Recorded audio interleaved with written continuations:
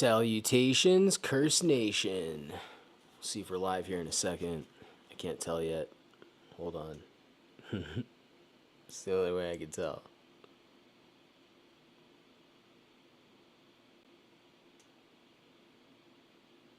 Ho-ho. We are live. Salutations, Curse Nation.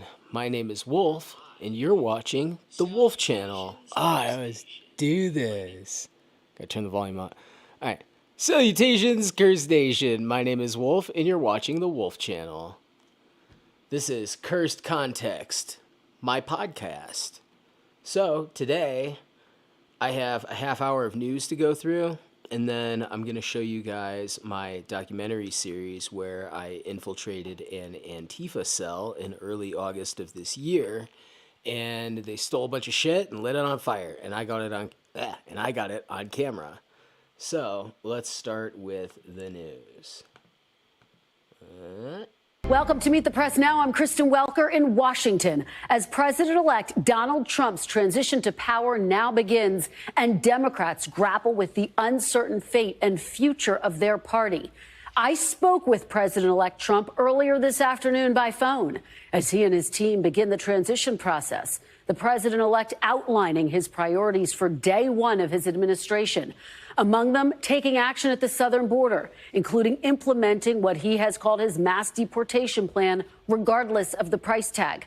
The president-elect also describing to me his calls with some 70 world leaders since his victory, including Prime Minister Netanyahu of Israel and President Zelensky of Ukraine, two conflicts that loom large over the campaign, adding that he had not yet spoken with Russian President Putin, but believes he will. Mr. Trump also shared details of his conversations with President Biden and Vice President Harris since the election, calling them, quote, very nice calls, both respectful, both ways.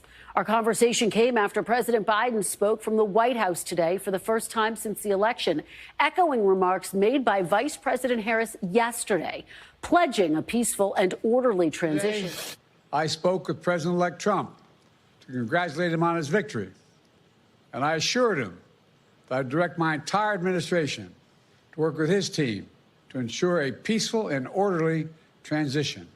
Campaigns are contests of competing visions. The country chooses one or the other. We accept the choice the country made. I've said many times, you can't love your country only when you win. I swear to God, they're gaslighting us. Now, the president-elect clearly buoyed by his victory, telling me in our conversation today that he believes he has a, quote, mandate to bring common sense back to the country after his decisive win, which saw him flip at least 4 battleground states, shattering the Democrats' blue wall and presiding over a national rightward shift that has taken the Democratic Party.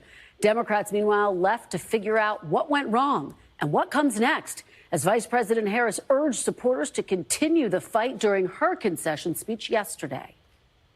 In our nation, we owe loyalty not to a president or a party, but to the Constitution of the United States.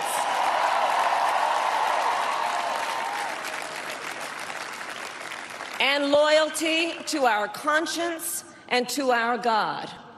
My allegiance to all three is why I am here to say, while I concede this election, I do not concede the fight that fueled this campaign.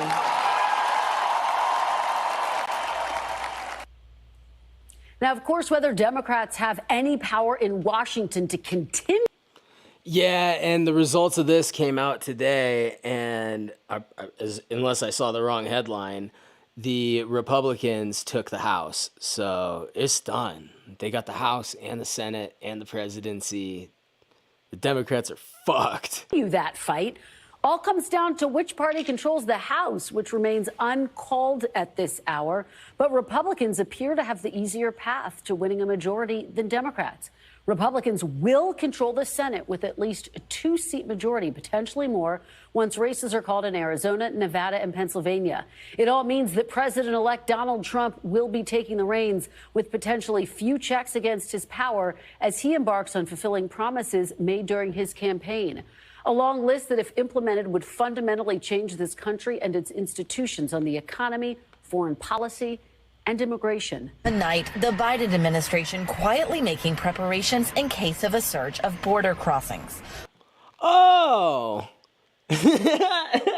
how ironic. One they're predicting might come as more immigrants may scramble to get into the United States before President-elect Trump takes office.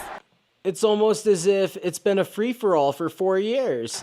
NBC News learning Homeland Security Secretary Alejandro Mayorkas met this week with the leaders of ICE and Customs and Border Protection to be sure they are ready, though DHS officials say they have not yet seen an uptick. We're going to have to seal up those borders, and we're going to have to let people come into our country. We want people to come back in, but we have to let them come back in, but they have to come in legally. Years of Trump's tough rhetoric on border security and harsh policies, like family separation and remain in Mexico, have migrants on their way to the U.S. thinking their window to enter may soon be closing. We spoke to Gustavo Banda, who operates a migrant shelter in Tijuana, where migrants wait before crossing. He said most of the 1,400 migrants in his shelter now are waiting to enter legally through the Biden administration's CBP One app. But many are worried Trump may take away that chance. Entonces los coyotes se están aprovechando. Coyotes, another word for smugglers, are pressuring migrants to cross, he said. What are coyotes telling immigrants to do right now?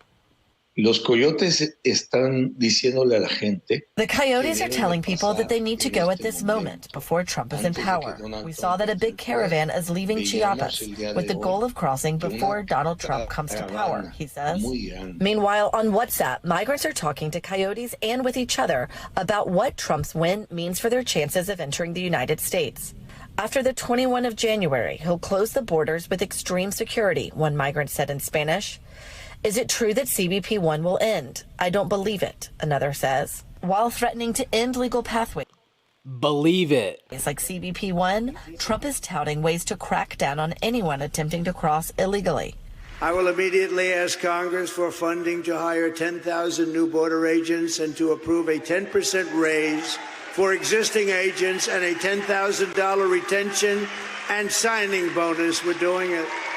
There is also uncertainty for migrants living in the country, as Trump has also vowed to target millions of undocumented immigrants for deportation. Greg Chin of the American Immigration Lawyers Association said his attorneys are already getting calls from worried clients.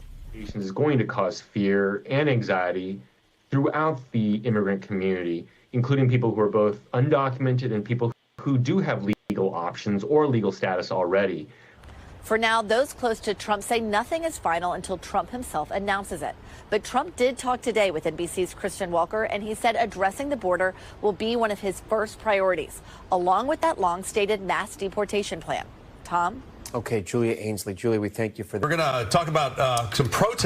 Yup. So expect to see a whole bunch more people real soon. And then I'm predicting a lot of them are going to flee. A lot of them that are already here are going to leave before they get deported because they'll want to come back legally. That happened in Seattle earlier. The Seattle police sending out a tweet saying that they were monitoring some protests and actually made some arrests. Let's find out what's going on with that situation. We got Fox 13's Jennifer Dowling, who was out at the scene. So, Jen, what's this protest all about and what happened?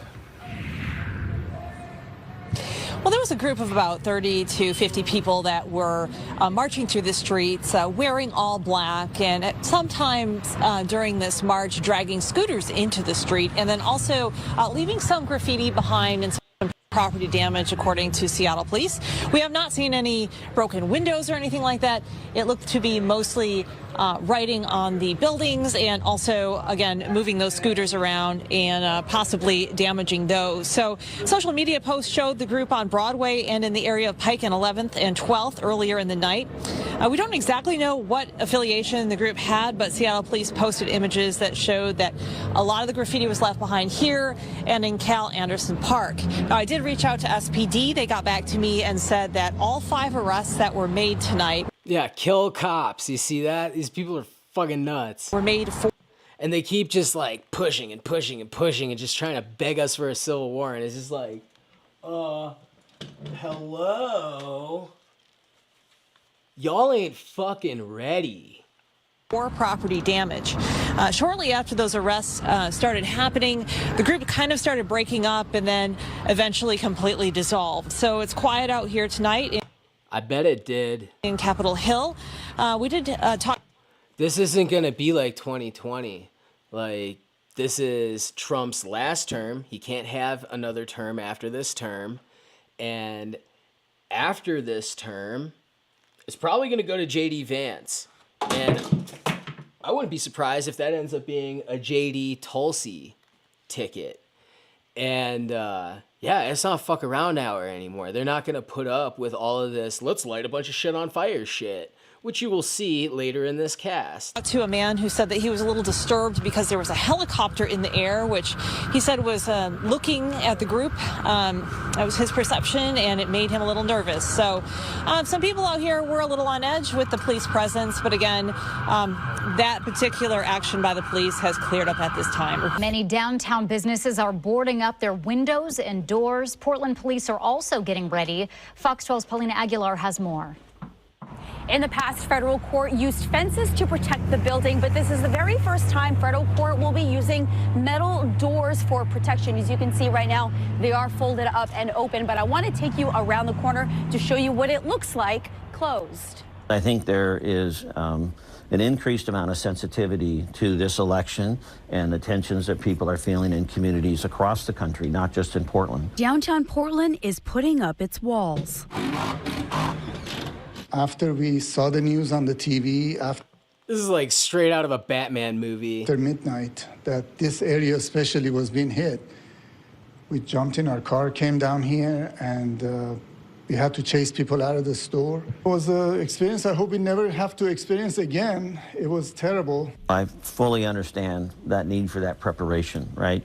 The responsibility they have to their own business and Telling you, they're not putting up with it this time. To their customers. On Tuesday morning, Chief Bob Day of Portland Police says his agency has been preparing for over a year. They've sent outreach officers to national training in Ohio, and their incident commanders attended international conferences in London. We can say confidently we are looking at best practices across the board. We brought in an independent consultant who reviewed our actions over 2020, took that feedback, have embedded that in the process. In July, the Oregon Department of Emergency Management enhanced election security across the state. And thanks to funds under the Homeland Security Grant Program, the Oregon Department of Emergency Management activated its coordination center in preparation for election. Day said, look at them damn things. It's like something out of a fucking Batman movie. As there will be state police teams on the ground, and PPB staff will be working 12-hour shifts.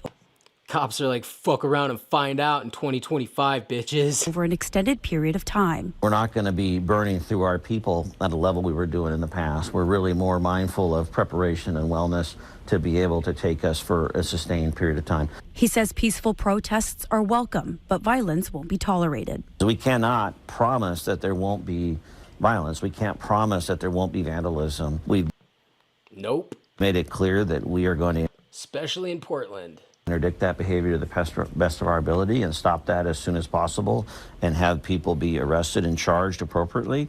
Portland police say if you see any suspicious activity, to report it immediately. In Southwest Portland, Paulina Aguilar, Fox 12 Oregon. And here at Trump Tower in Chicago, a huge protest broke out. And I think it's since been shut down, but I'm not sure. I'll report on that tomorrow.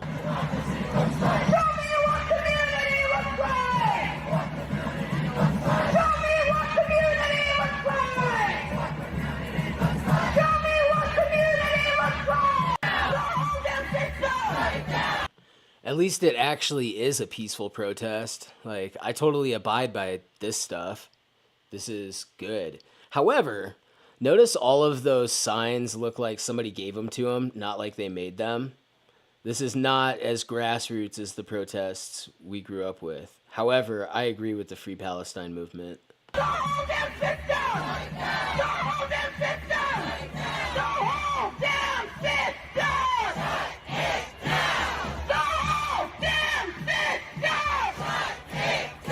Free, free, free Palestine! Free, free, free Palestine!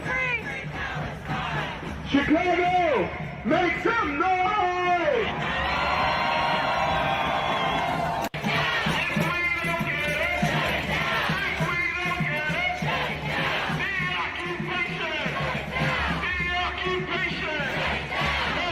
See, like, there's some signs that are handmade, but like the majority of them are like printed, and it looks like people showed up and someone who's like part of the Free Palestine organization or whatever is like, here you go, here's a sign, here's a sign. Donald Trump, you will see! Palestine will be free! And like, remember Occupy? That was a grassroots movement, and you'll remember most of the signs were hand painted. Donald Trump, you will free, free Palestine! Free, free, free Palestine! Free, free, free Palestine! Donald Trump, you will learn! Donald Trump, you will learn! By the millions will return! By the way, this video just keeps getting crazier, you guys. It's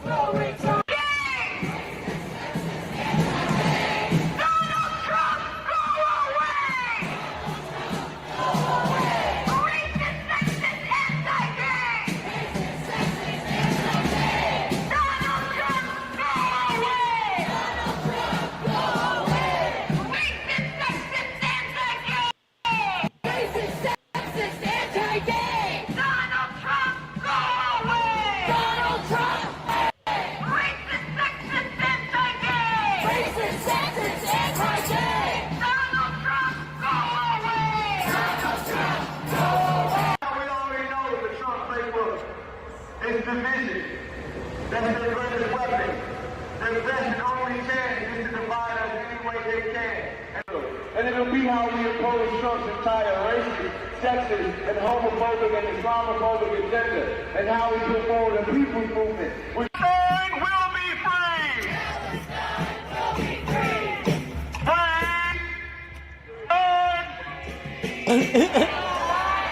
The hell is that? Palestine! No fear! Immigrants are welcome here! No fear! Immigrants are welcome here! No hate! No fear! Immigrants are welcome here! No fear! Immigrants are welcome here! Hold that system! The hold that system! The hold that system! If we don't get it! If we don't get it! The hold that system! Trump's victory cements a hard turn to the right in the United States. Deservedly, with Trump approaching a second term in office, we know what the next 4 years will look like. In 2022, Yeah, it'll look like you guys shut the fuck up. the Republican Party. Nah, actually, I agree with the Free Palestine movement. I just hate how Antifa piggybacks off of it because they don't care about anything. And I fully expose that in my coming interviews and in my documentary. Party's supermajority in the Supreme Court overturned Roe versus Wade, exposing women across the country to abortion bans and risks to public health. Shame! That's a red herring. You have more power with it as a states' rights. You should be grateful.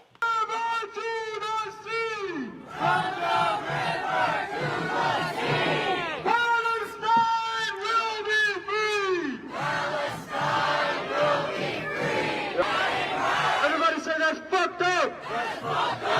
I apologize if anybody's offended by the cussing. I don't cuss at work, so I'm letting all that anger out right now. So everybody say, fuck Donald Trump! Fuck Donald Trump! Some people in Seattle let it be known they are upset about the election results. They are planning to protest. Fuck Seattle. throughout Sorry, Jeremiah. the second and Silas. Trump presidency. King 5's Cornelius Hawker was at tonight's demonstration and tells us what they had to say. Get some, says FAFO. Cornelius. Greg, they had That's to say a right. lot. So they were at Cal Anderson Park, and they said they don't see much of a difference between Republicans and Democrats, but voters across the country apparently did. As you can Yeah, they fucking did. see on this electoral map, all that red and the swing states and a little bit more, it clinched the race for Trump.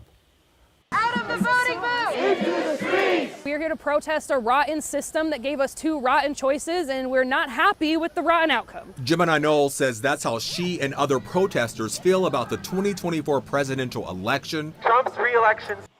I think a lot of these people within the next 2 to 3 years are honestly going to switch sides because, like, she's mad at both parties. But if Trump does a bunch of good things and the war in Palestine comes to a fucking end, she'll probably end up being a Trump supporter. Signals the outright failure of the Democrats. In their words, two parties that are out of touch. Not the Democrats, not the Republicans, not I don't know, you went on a lot of podcasts. either of them represent the interests of the working class. But experts say President-elect Donald Trump tapped into the working class frustrations, something first seen when he was Get some, says, bruh, she will need to lose some weight. Yeah, she wants to fight in the war. elected in 2016. You can't tell the Trump economic story without also talking about She's a fucking professor, though, so what do you expect? All they do is sit around and blah, blah, blah. Oh, wait, I'm doing that. massive role that immigration plays in the story he tells. Patrick Shetmer, a political science professor at Seattle University, says Trump stoking fears over immigrants taking jobs resonated with his base, white working class men and women. That rhetoric also brought in groups typically associated with the Democratic Party, Latino and Black men. He was able to hold on to that working class base. He was able to expand it into a more multiracial direction, leading to another Trump presidency. Trump has promised racist and xenophobic destructive policies to target immigrants. Gemini is angry that strategy worked. Trump offers a lot of false promises, a lot of I noticed when I grabbed the AR, I got 7 people watching all of a sudden, so... lies, blaming, the people who build and maintain this country, immigrants, for the negative outcomes that the Democrats and the Republicans created. Her message to everyone upset about the election is organize for the change you want to see. Any kind of rights that we have were not given to us out of the kindness of whichever Democrat or Republican happens to be in power. They were fought for and won. Now, something else that professor pointed out, which Greg mentioned earlier, the last and only time the U.S. elected a president to non-consecutive terms was back in the late 19th century. And just like now, the economy and immigration were top issues back then. In the studio, Cornelius Hawker, King 5 News. Trans lives are under attack. What do we do? Stand up, fight back. When women are under attack, what do we do? Stand up, fight back. Tonight at 10, close to 100 people made their voices heard tonight during a protest against President-elect Donald Trump. It happened in front of the Duval County Courthouse, and it was organized by the Jacksonville Community Action Committee. We also sent Sky 4 over that protest, a protest that was quickly organized after Donald Trump was declared the winner of the presidential election this week. Get Some says, so detached from reality. Good news is that Gen X stepped up for Trump. Honestly, yeah, and the millennials did too. Everybody did. The fucking Gen Z. I've met more Gen Z voters for Trump than I've met Kamala voters that are Gen Z. They say they were protesting Mr. Trump's proposed policies. News4Jax reporter Eric Avanier was there for the protest and joins us live to explain what he saw. Eric. Well, Joy, it was a peaceful event that lasted for about 2 hours. Now, the protest started off as a protest against... Really, all the most staunch Kamala people I've met are mostly boomer women, like old feminists. Donald Trump and some of his proposed policies, but then it morphed into a protest against other political issues. Now, this was the scene where nearly 100 people gathered in solidarity against Donald Trump and his proposed policies. Those proposals include mass deportation, changes in taxes, D Diver says, greetings from Vietnam. Congrats to America and Trump. Thank you. And I just want to say to you, if you're in Vietnam, and I mean this from my heart, the Vietnamese people are the most forgiving people I have ever encountered on planet Earth. Like, y'all have been through a lot, and a lot of you died, and a lot of us died, and we didn't want it, and it's really fucked up, and it's just cool to see you interacting with us, because fuck war. Changes in civil rights. They also pushed back against the conservative transition plan known as Project 2025, and there were also speeches about the future of abortion rights after this past election. Get Some says, boomer, those grannies. And then Jeremiah Johnson says, FEMA was given a $750 check, as in they were giving $750 to people like that was going to fix them in a hurricane. And then to give to Kamala. And then D-Diver, respect for Vietnam. We are now brothers, my friend. And then D-Diver says, no. I'm stationed in Japan, and we leave a week in Vietnam. I'm deployed. Oh, well, respect, bro. This is my first time voting in a presidential election, and I'm absolutely disappointed with the outcome. Disappointed in Americans for the way they voted. I'm disappointed in women for the way they voted. And like my mom said, we just want to show our support for young women, especially black women. You know, this election was a tragedy. And I'm scared, honestly. I'm scared what Donald Trump is going to do. He's going to make you shut up. There are people that may say, well, 70 million people voted for him and they were protesting, our economy. What do you say to that?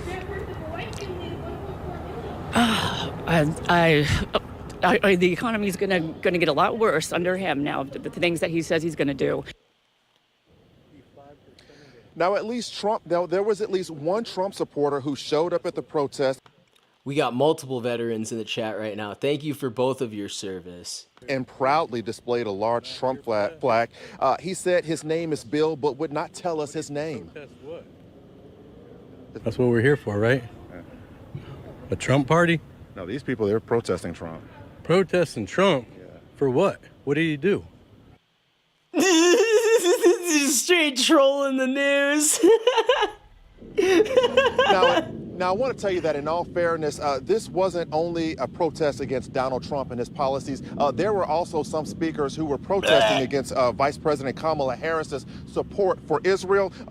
Hell right. There were even protests against capitalism. So I can bunch of commies. Say that there was a lot of grievances to go around in tonight's event. And again, an event that lasted for about 2 hours right out here outside the Duval County Courthouse. Reporting live downtown, Eric Avignon, Channel 4, the local station. Let's go and take a live look at the protest taking place right now. As D-Diver, thank you for subscribing, bro. I am struggling and need the subscribers. Voters protesting the president-elect in Lafayette Square. Shay O'Connor is there with the latest. Shay? Good evening to you, Stella and Gina. Yeah, as you can see, there's about maybe 30 to 40 people here in this area right now to protest against President-elect Donald Trump. Now take a look. I mean, these people tell me that they are demanding a free Palestine and a progressive people's agenda. I actually just finished speaking with one of their representatives saying they are fighting for the legalization of all immigrants, control of the police, and workers' rights. They also tell me that they're fighting against what they call Trump's racism and bigotry. They say Trump represents a dying system, but apparently these folks... The barrel is just a regular 20-inch barrel, and it's nothing special, but eventually I want to get a Daniel Defense barrel. But I do have an ACOG on it. Would have been protesting regardless of who won the election because they tell me that change is needed. We knew we were going to come out no matter what because at the end of the day, no matter who was going to win today, it was going to be something that needed to be said about them and the policies that they have that cause so much injustice. So for Kamala Harris, first and foremost, we Get Some, D-Diver. I really appreciate you guys tuning in. would have still been marching for Palestine today. With Trump, we prioritize a lot of other things in addition to that. So, no matter what, we knew we were going to be out in the streets, and we're going to keep it in the streets as long as this continues. And I mean, we're just getting out here to the area. I'm going to see if I can speak with more protesters, but something that they did tell me that they're prepared to stay out all night if they have to. We'll have much more on this in later shows. Reporting live, Shay O'Connor, WDSU News. I don't have marching orders for you right now. I don't have marching orders for you right now. My marching orders would basically be to find your safe network of people, to find your pod, to find your community. We have to do a lot of community building. And by that, I don't just mean organizing politically. I mean active. Get some says, there's the bartender. Community building. We are in a position. She's gained some weight. She looked like she's been drinking too. Where the isolation of a capitalist system, the isolation produced by COVID, just where we are as a society, people working 4 jobs, 3-4 jobs to make ends meet. We do not have community.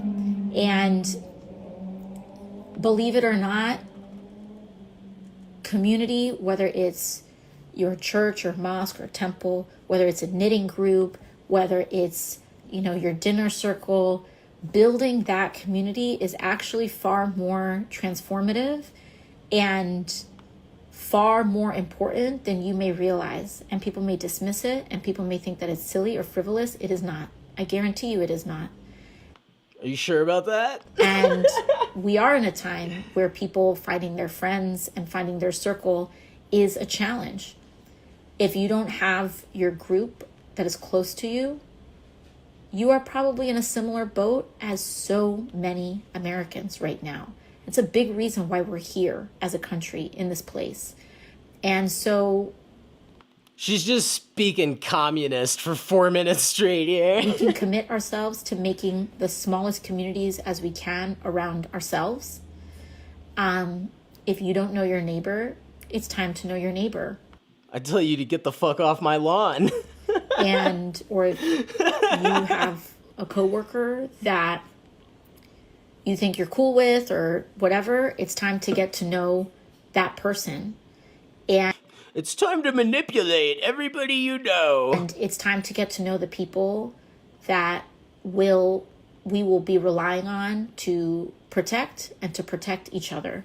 It seems frivolous, but I guarantee you it's not.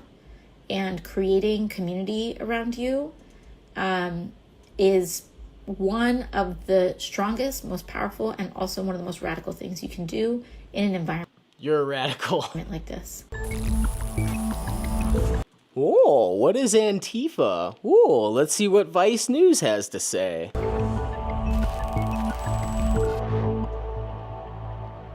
Antifa's bad, really bad. In the past year, it seems like Antifa has been everywhere. Building burned down in Minnesota? Antifa. Looting in Soho? Probably Antifa. Capitol violently overrun by people wearing MAGA hats? Definitely Antifa in disguise. This guy? Definitely Antifa.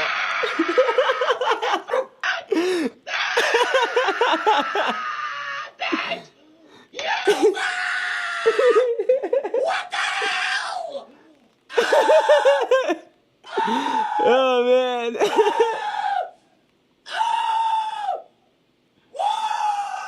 Cry about it, bitch. And here's some more footage of Portland preparing for Trump to win. Like, everybody knew he was gonna win. City of Portland is slowly preparing for election night. Do not interfere with the police while they're making arrests. If you interfere with the police, you'll be arrested. Move away. We encourage you to film. We encourage you to film. We just ask you that you give the officers some safe working space. So please move away from the officers while they are making arrests. We want you to film. We just want you to give them some space for a safe working environment. I told you they're not fucking around this time. Standing on top of the police is not a safe working environment. Please give them a little more space. And they're like being so chill about it too. And by the way, these are Antifas in Seattle. These are the people the news was talking about that it got shut down, but they showed up. This is how weak they are now. We encourage you to film. We want you to. But they're just beginning to reactivate. Like, give it a few months and shit's gonna get wild. Film. Please give the officers space while they're doing their job. Our intent here is to get back to a normal First Amendment event without criminal activity. The only way we're going to interfere is if criminal acts are committed, or if you interfere with the police taking action. Our purpose here is to make sure that this is a safe event for everybody and keep the streets clear. Brittany just responded to my message. Hope that she's watching. She's one of the people I interviewed, who is the ex-girlfriend of the ringleader of the Antifa group that lit a bunch of shit on fire, which is coming later in this cast. Coming next, as a matter of fact. We got like 1 minute of news left.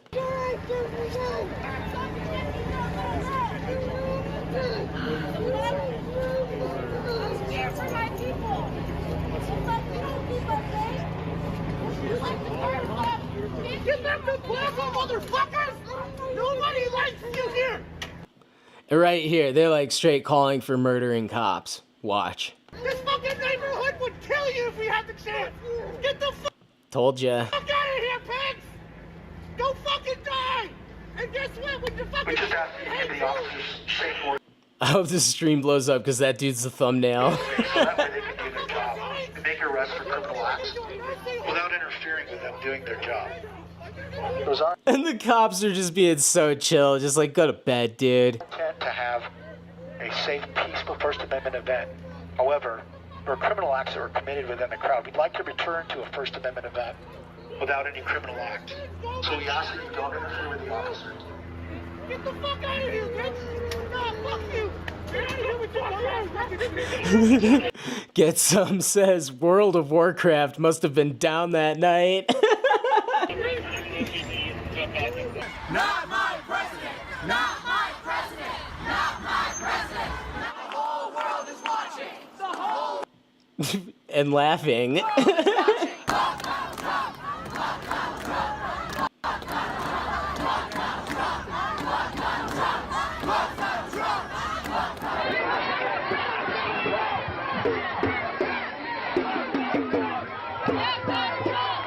Of course, the LA protest has a drum circle going.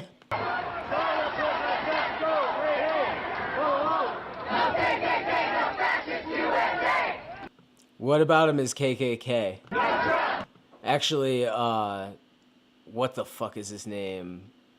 Whatever Duke, the ex-leader of the KKK, he voted for Kamala. You can look it up.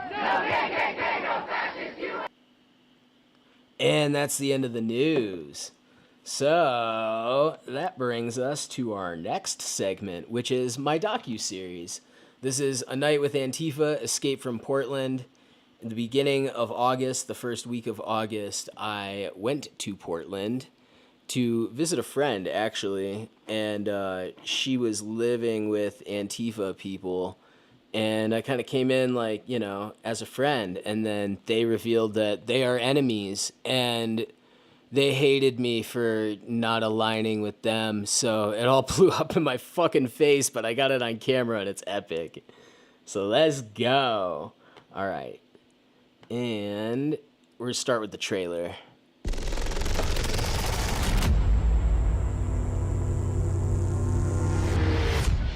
This is gonna suck. I killed it with this. But yeah, my camera's almost dead.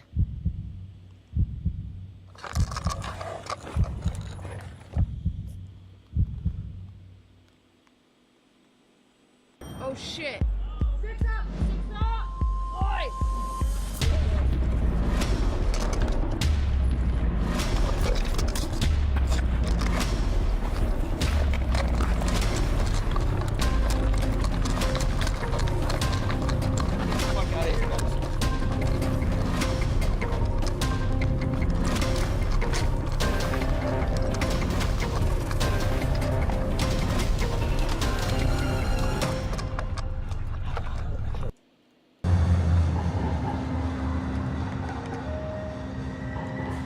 Alright, I haven't really checked in on...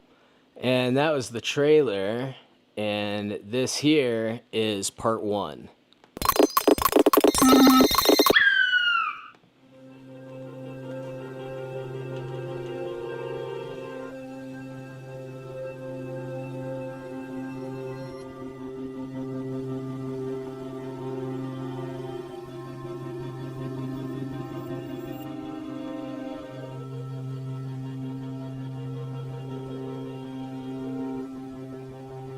And the drama continues in DeKalb County. This after another day of violence outside the police training facility that led to the arrests of almost 24 anti-Cop City protesters. Thanks so much for joining us today for Fox 5 News at 4. I'm Christine Spiro. First at 4, we are learning new details in Sunday's riot at the future site of the Atlanta Public Training Facility. Authorities have charged 23 people who they describe as agitators with domestic terrorism. Fox 5's Deidre Dukes is live at the DeKalb County Jail tonight with these newest developments. Deidre. Christine, police call this a very violent, coordinated attack against law enforcement. 35 rioters were detained at the site last night. Of those, 23 arrested. We learned today that most of them live out of state. These 23 men and women now charged with domestic terrorism are behind bars in the DeKalb County Jail. Only 2 are from Georgia. According to authorities, the majority arrested were from out of state, with some traveling from France and Canada. Police say the agitators carried out a coordinated attack on officers Sunday afternoon. This was a very violent attack that occurred this evening. Very violent attack. And this wasn't about a public safety training center. This was about anarchy, and this was about the attempt to destabilize. Chaos erupted when dozens of violent agitators, using the cover of a peaceful protest of the project they dubbed Cop City, left the nearby South River Music Festival, donned black clothing, and entered the construction site of the future public safety training facility. Atlanta police released video of the violence unleashed by protesters. They hurled large rocks, bricks, fireworks, and Molotov cocktails at officers, vandalized construction equipment, and set vehicles on fire. Atlanta police, assisted by numerous agencies, fanned out into the woods and detained 35 people. On Monday, police announced they charged 23 of those detained with domestic terrorism. State Attorney General Chris Carr commented on the arrests during a news interview, saying those arrested are part of a national network, an international group of people that are organized and coming to Georgia to undermine plans to build the controversial center. Actions such as this will not be tolerated. When you attack law enforcement officers, when you damage equipment, you are breaking the law.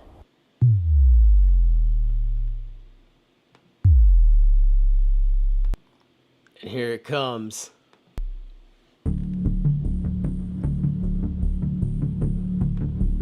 I worked so hard on this. Everyone that's tuning in, I appreciate you so much.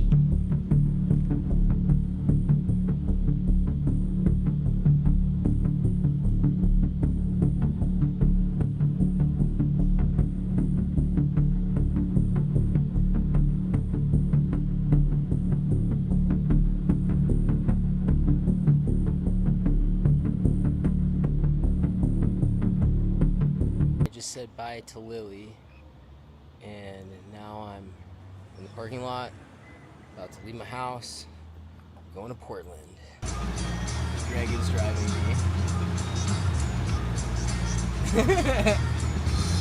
Oh, I'm so nervous. I cried when I said bye to Lily. I should have filmed it, but I didn't want to film it. I looked like I was crying. Y'all like my Eye of Rem fan hat? I wore that for Portland. I'm gonna go film the streets of Portland, and it's gonna be wild. So, yeah. Woo! Here's where we are. Got mountains over here. Beautiful, scenic Bozeman Bridge.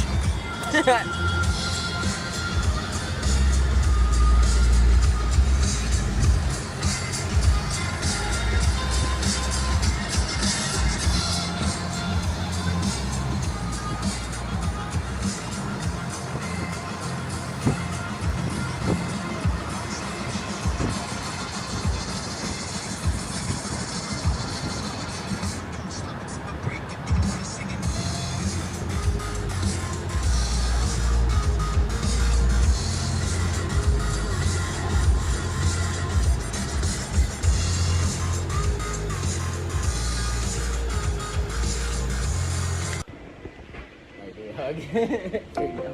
Fly safe, keep me updated. Yep, I will. Okay. Okay, bye. I'm at the airport, recording on my phone now, because I'm freaking out. Okay, bye. Yeah, I'm about to go check in. Exciting.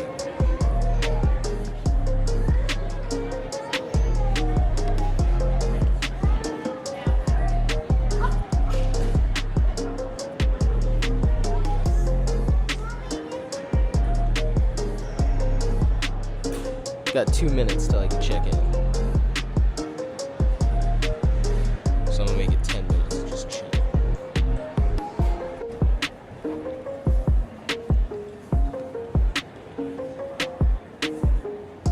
This is my first attempt at a documentary, guys. Look at that key. Got all my gear checked in.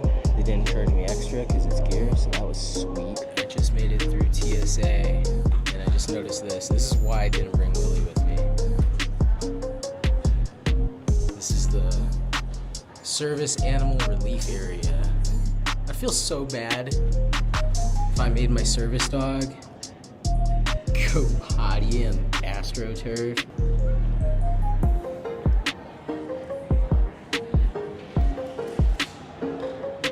Got a cool fire pit here. And I'm in the terminal right there.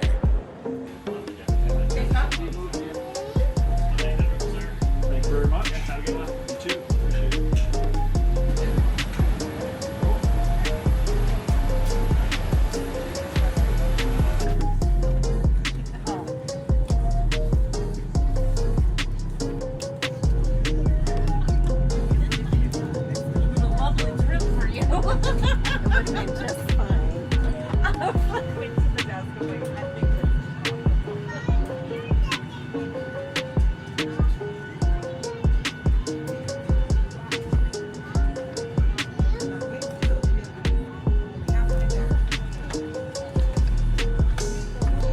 In the middle seat is the sun.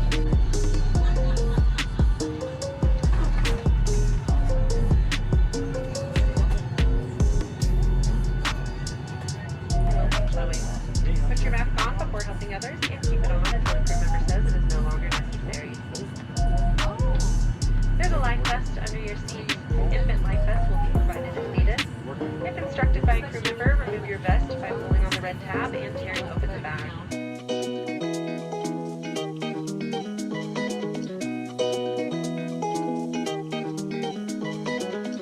You know well what I've been through, living there without a view, asking why we missed our chance, and now I'm looking for something to get by.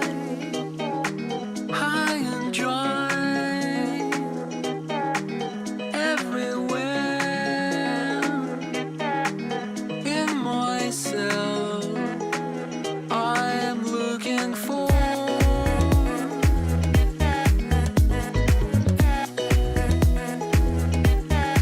high and dry, everywhere.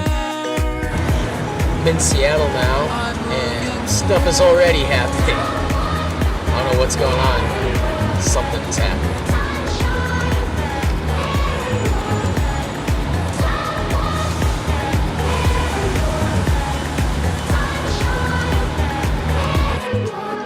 How can I even know what lies ahead if I don't go?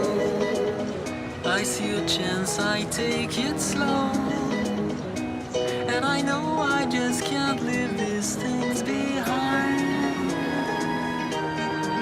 Try to feel satisfied in my world. I am looking for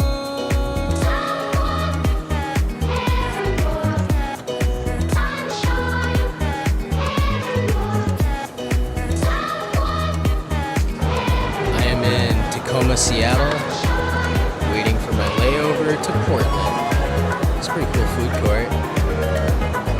Yeah.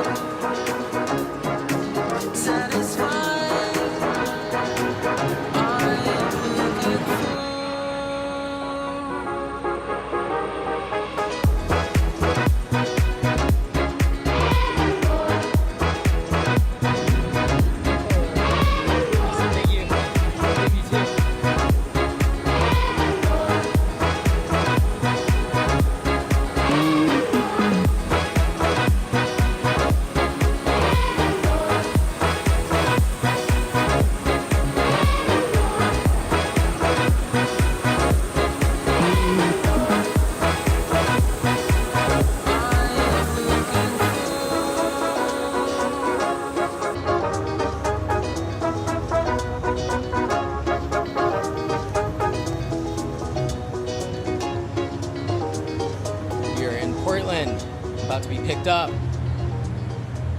I get so much anxiety picking people up from the airport. That's why I texted you. I was like, don't even panic. It's okay.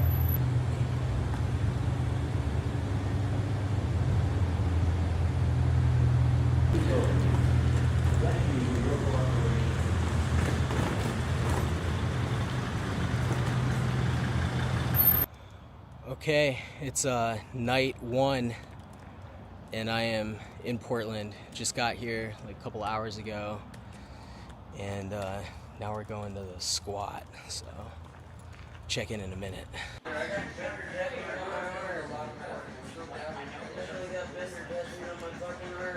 I'm here.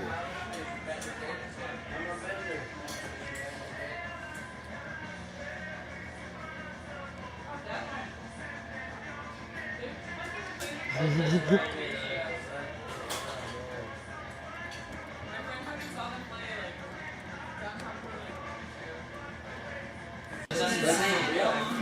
seen I got Kelsey's go running when she bought it. You guys didn't run. I got it. Hey, you're a good mechanic. I'm a damn good mechanic. Yeah, absolutely. That's my tick. I'm an autistic fucking.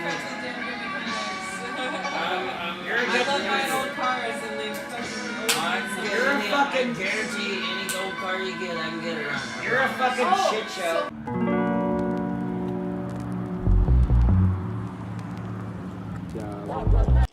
Shout out to Dope DOD. That's who this song is by. They are my favorite rap group, and they're based as fuck. I am in the fucking hood right now.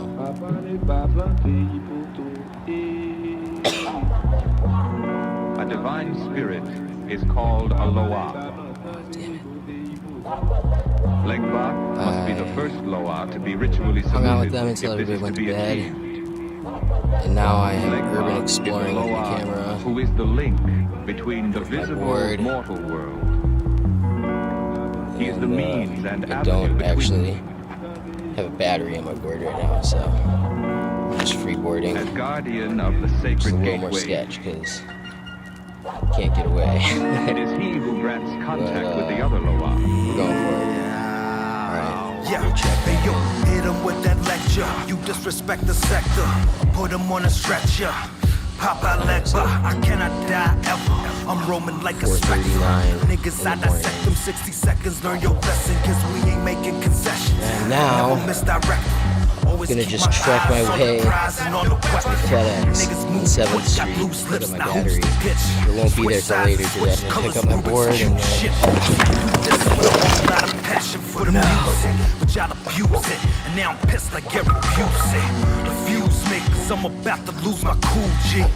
Rap niggas don't understand my move, see. I move free, beating niggas up like Bruce Lee. Or better yet, like Cliff Booth in that Tarantino movie. My heart wicked, the darkest like an addiction. But my niggas stay committed to the cause we never give it. Pay attention to the voices in the wind. A spiritual attraction is best you don't give in. If you try to get inside, there's no way you get in. The spirit world is something you just can't walk in. There's a man who carry keys to realms of ghostly beings. You better understand the work that this man brings. No one can cross the path without him opening. To do to manifest in other worldly things. Fuck this dog. The kingdom of this world. I read subliminals. Life's a metaphor. Death is literal. The flesh is physical. The fat is trimmable. To reach your pinnacle, the steps are critical. From the womb we birth through, the cash we burn through, the ash we turn to, the dust we come from, the past we run from, the sand in the hourglass dropped and the fat lady sung, son. The black spice hits the tongue, ice glistens in the light of the sun, spilling rum for our lost ones. The meds are those that will get sparked, it gets dark, late nights talking to. The pieces start to move and the truth is revealed. You can feel it in the air like the mood has been killed. Run for shelter as we face the stormy weather. There are many ways to find the answer, but listen up, you better pay attention to the voices in the wind. A spiritual attraction is best you don't give in. If you try to get inside, there's no way you get in. The spirit world is something you just can't walk in.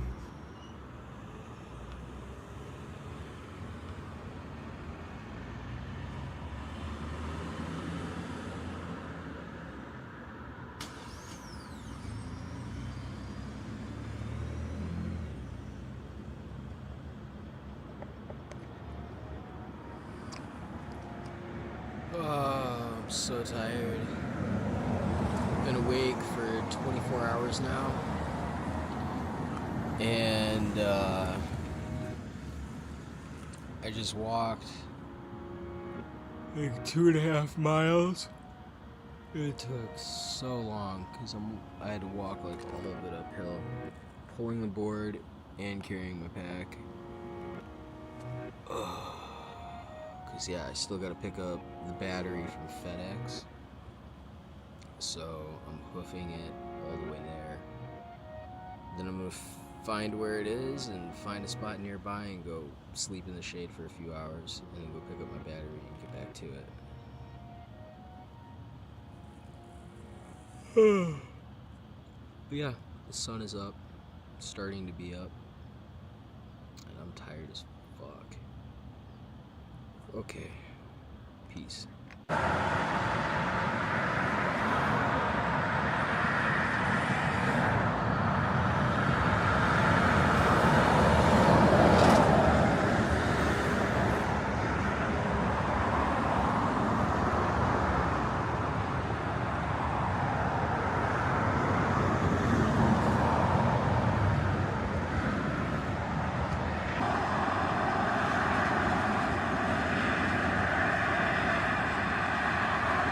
And that's where I am.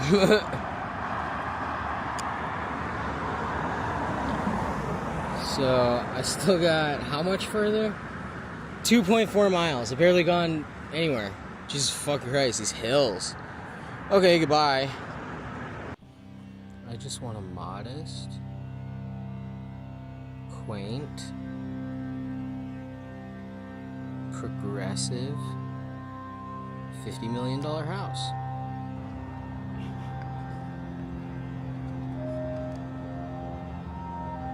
That was like 50 migrants just walked past me.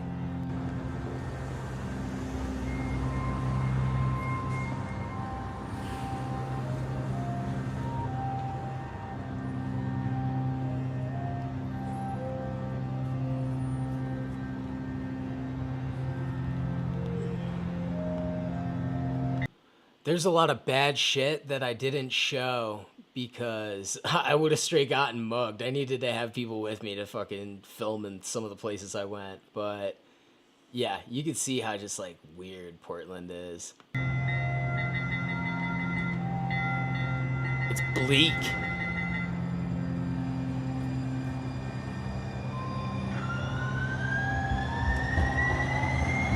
It didn't used to feel this way. It used to feel cultured.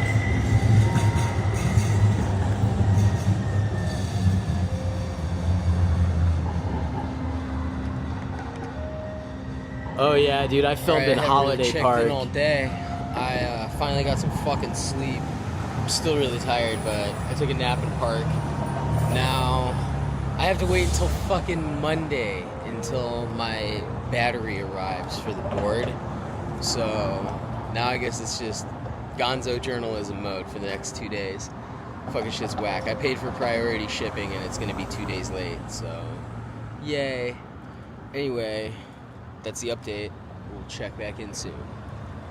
This fucking schizo guy came running up this way, flailing and screaming, and then this cop just pulled up on him. And it sounded like this guy got pepper sprayed. Like, he sounded like he said he got pepper sprayed.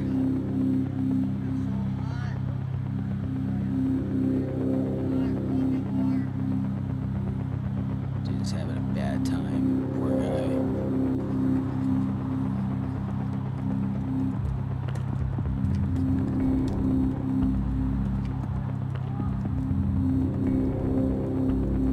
They're putting him in cuffs and taking him away. He was all like crying and shit. I don't know what the fuck happened. He was making motions like he got stabbed, but he's not bleeding. He's like, I got stabbed in the back, like showing like G. He looks upset, like freaking the fuck out. I hope that dude's okay. Now there's a fire truck.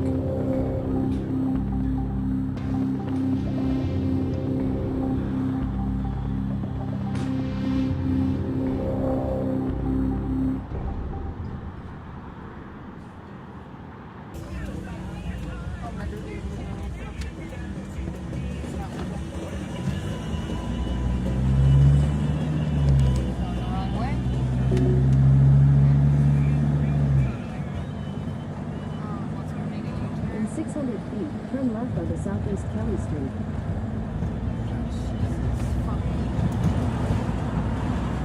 Take the next left onto Southeast Kelly Street, then turn left onto Southeast 38th Avenue.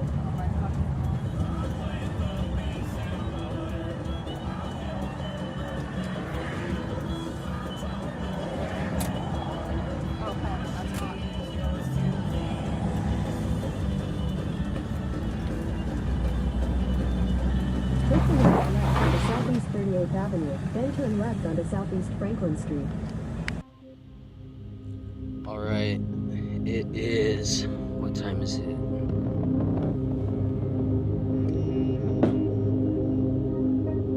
Fuck.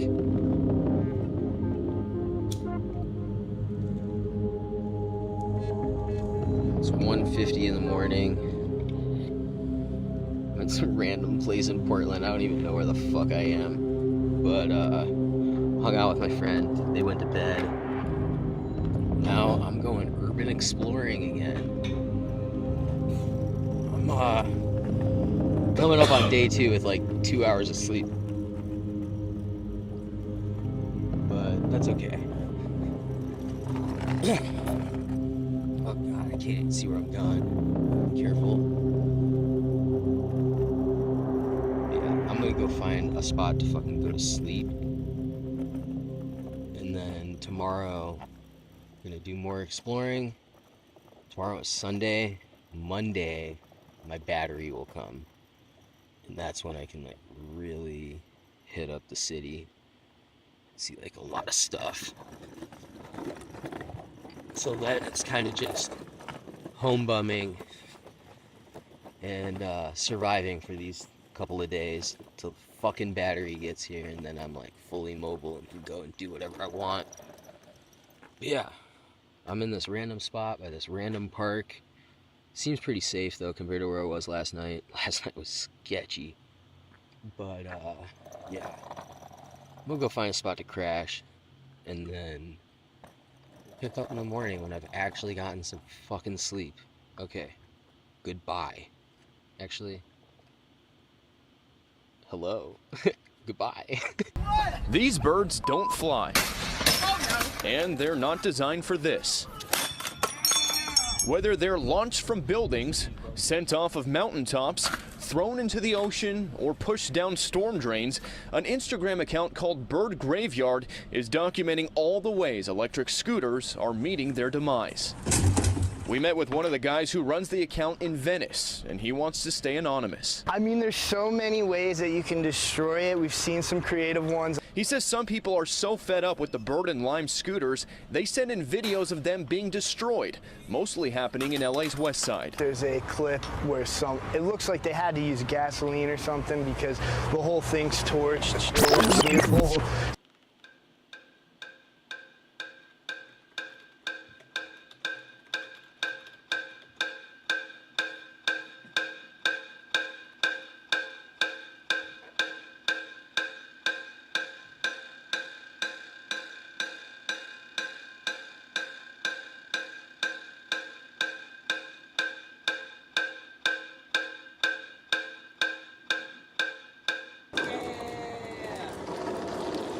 Lithium battery fire.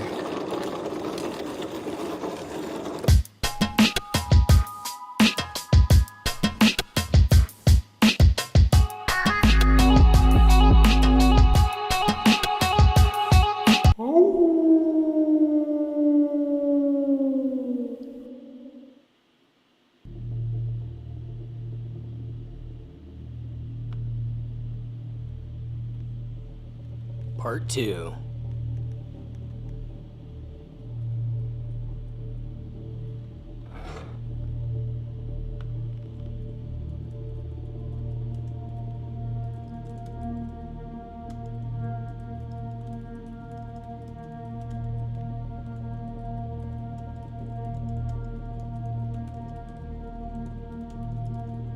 Deemed a riot in Seattle. They had started on a peaceful note with thousands standing in solidarity with other Black Lives Matter protests. But soon, things took a more violent turn.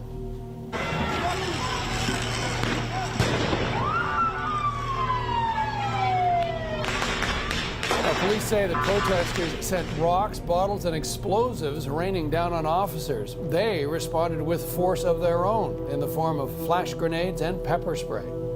Laura McQuillan tracking the story for us all morning. Laura, what can you tell us? Yeah, John, police say there were at least 45 arrests up until 10 p.m. last night, but things continued into the night, so we're waiting to hear if there may have been more people taken into custody after what you saw just there. Also, 21 police officers injured in that. We don't know any numbers on how many protesters might also have been injured, but as you mentioned, this did begin as a peaceful march in solidarity with those protesters in Portland who have been railing against the federal intervention with these tactical teams sent in to Portland at the Trump administration's really push, because they say that local leaders, local law enforcement in Portland are not taking things seriously enough when it comes to quelling unrest. So that's some of what you saw in Seattle last night. Police said they did not use tear gas, but rather they used flash grenades and pepper spray. And protesters were, as you see there, they set a youth detention facility under construction on fire in part. A Starbucks very badly damaged. Other damage elsewhere, rocks, bricks, and explosives, police say, were thrown at officers. All of this unfolding throughout the evening, and now we are hearing from the protesters they do plan to stage another protest today, in part because federal officers had now been sent into Seattle as well. They are on standby there, but the threat from the Trump administration is that if things become more heated in Seattle, like what we saw last night, those federal agents could intervene there as well. Laura, you mentioned Portland, and we saw more unrest there last night. What do we know about that? Yeah, an update on that for you, John, just from Portland Police a short time ago, saying there were several arrests last night. They haven't given numbers as yet, but they say that there was a lot of unrest in the city. You can see some of it there. What police have said is that objects were thrown at police. Protesters blocked streets, which was disrupting ambulance flow through the city. They lit fires, but most of it was targeted at that federal courthouse that has been really the site of so many protests there in recent weeks. That is where federal agents have been deployed. It is a federal courthouse, and clashes last night with protesters once again trying to bring down a fence that has been erected around the courthouse to keep them at bay. The Portland police saying that protesters in fact did manage that last night by attaching a chain and having a great number of people pull down a section of the fence as they had a standoff with officers. You see tear gas was used in that city. In recent weeks there have been some 60 arrests by federal agents in Portland, and the message we heard yesterday from one top official in Portland was that if protesters will stop pulling down that fence around the courthouse, then perhaps those federal agents wouldn't be needed. Here's what he said. It'll be dictated by the peacefulness of the protests. If DHS and the U.S. Marshal Service deem that the courthouse can stand and can have integrity and is not subject to damage or attack, then the officers will go home. So that was the scene in just 2 US cities last night, John, but many others also with protests, some of them violent. All of this sparked by George Floyd's death, of course, the Black Lives Matter movement picking up steam once again, it appears, with that threat of federal intervention hanging over it. Thanks for this, Laura.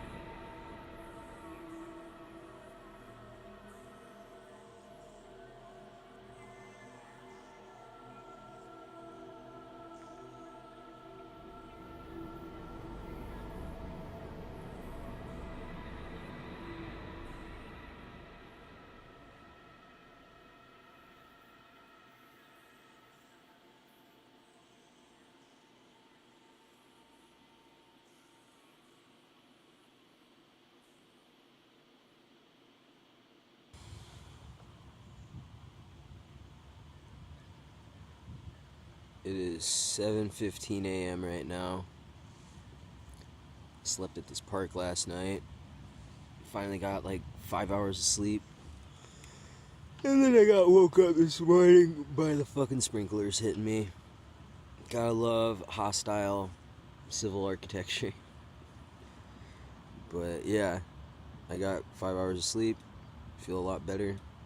You'll probably take another nap, try to turn that into 8 hours. And then I gotta find a place to go plug in my charger and charge up my stuff. But yeah, it's Sunday. The board battery comes tomorrow. Today I'm just free skating. And yeah, we'll see what happens today. Hopefully something cool.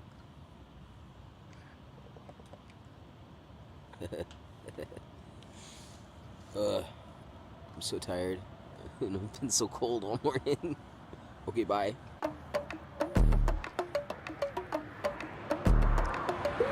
Okay, I finally got some sleep. I'm out skating. My phone is fucking dead. My watch is charged, so that's cool. I can tell what time it is. But I gotta find a fucking coffee shop to charge my phone at. And I have no fucking clue where I am. OLCC, parking and maintenance.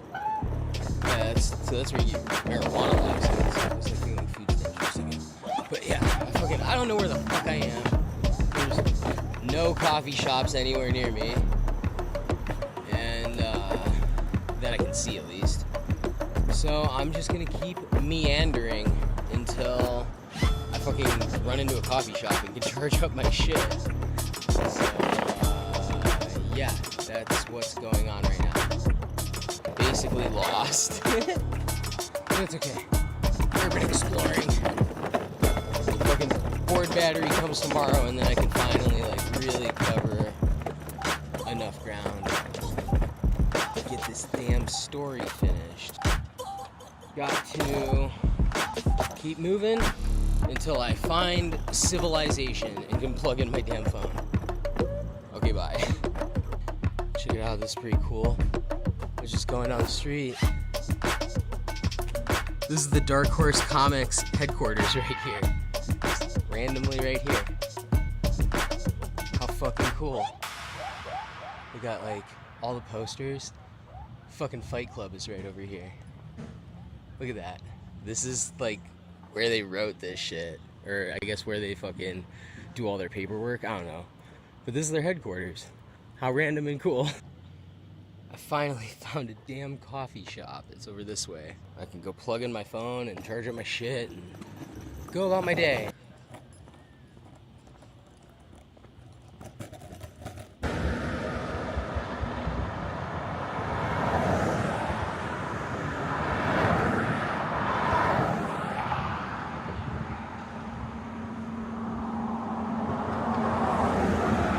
Check this out. No battery still. It comes tomorrow. It's still Sunday. Yeah, let's skate for a minute. I haven't been filming all day. I've been kind of saving my battery. So, yeah, I still have the whole week to film. Still got plenty of time. So, yeah, let's turn this around. I feel so much better that I've got sleep now. Today I've just been, like, kind of taking it easy.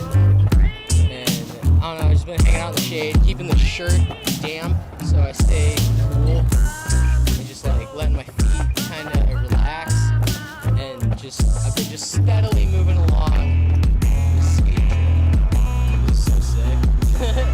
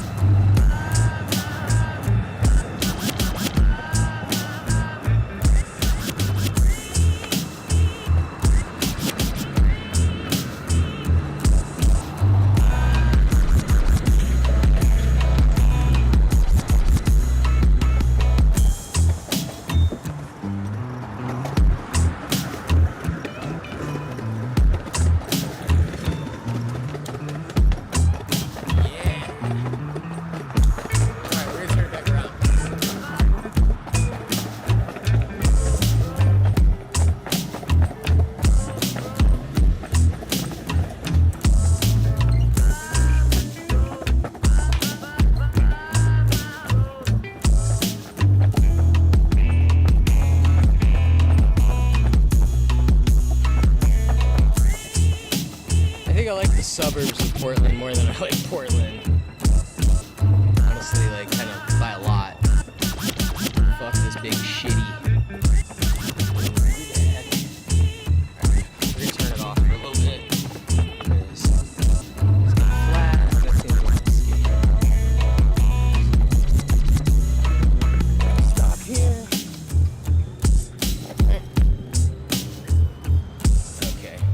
Goodbye. Okay, it's nighttime, coming nighttime, and today I skated all the fuck over this suburb, Milwaukee, and skated all the way to Oregon City from there, and then back up the hill. It was like a 12-mile hill or something. And yeah, now I'm leaving Milwaukee, and I gotta go up this big ass staircase. The good part with all my comes next. stuff. And then I'm gonna be like taking the Yeah, this is part 2. The part where they commit arson is in part 3. bike path here, up here, and I'm going towards the hood again. I'm gonna go there and take a shower, say hi to my friend, and then probably bounce. Yeah, I think I've done over 30 miles today. I don't know. I did a lot. I did a lot of back and forth and up and down hills. And I'm freaking exhausted now. Still, I've only had 7 hours of sleep in total since I've been here for my friend, and I'm very fucking overstimulated. So, yeah, it's this is a lot right now. From quaint, cozy Montana to this. And like literally, I'm sleeping on the streets. I should have filmed it the past couple of nights. I have been just winging it like a fucking wild animal. Just find a tree, huddle up against it, and hold my bag while I sleep. And sleep with my legs wrapped around my skateboard so no one can steal it. Shit is fucking hard. I have plenty of money too, but try not to spend it. And there's somebody coming. So I just got to the next like transition spot. So the bike path was back that way. And now I gotta go this way. And it's a big ass fucking hill right there in the middle there. That's a big, steep as fuck hill. This is gonna suck. Started down there. Works right here. And then gonna go up this bitch. Like, it is fucking steep. This is going to suck. And it goes around a bend there. I have no fucking idea how long this hill is. So, yay.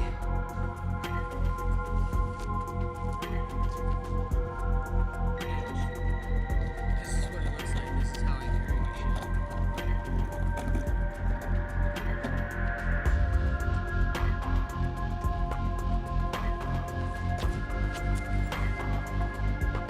Yeah, it's fucking gnarly.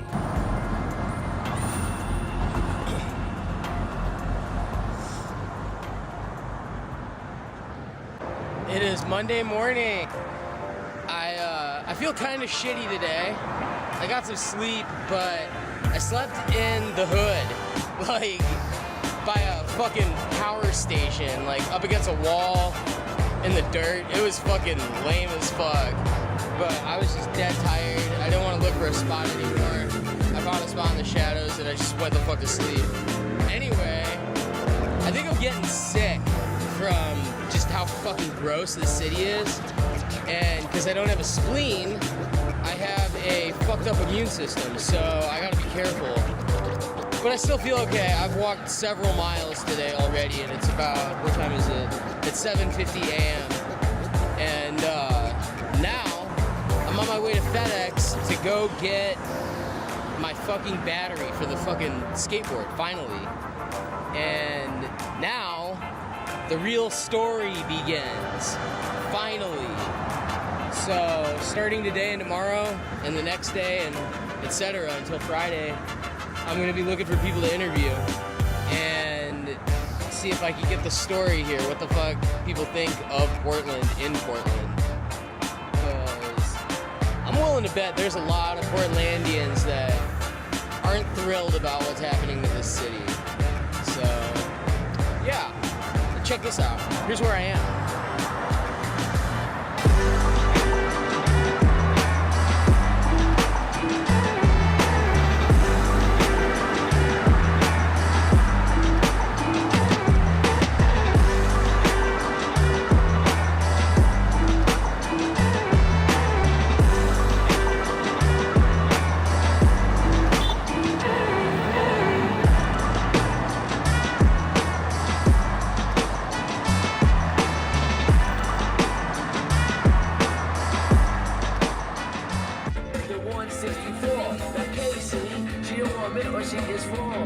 Fuck out of the way, motherfuckers. She's a punk rocker, she don't trust no one. Wanna stop play bus all alone. You didn't automatically figure it out. These are the Antifa kids. Oh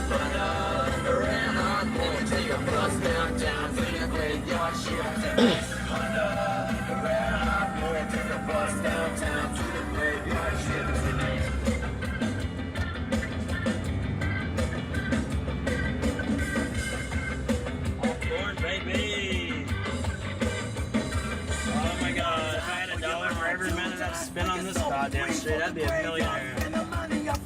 Dim down in the city where the sunburns flow. No hope, it's a pity. Can't say no.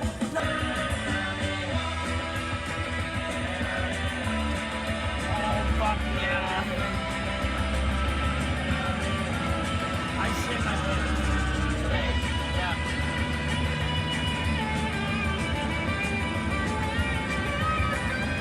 I shit my pants. Yeah.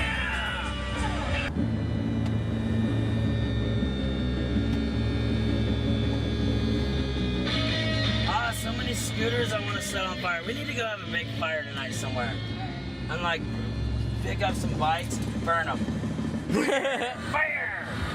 I shit my pants. Oh my fucking god, this is ridiculous. Get that piece of shit out the way. Annoying.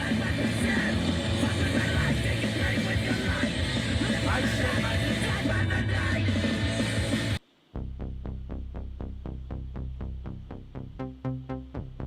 Oh, look at how that turned out.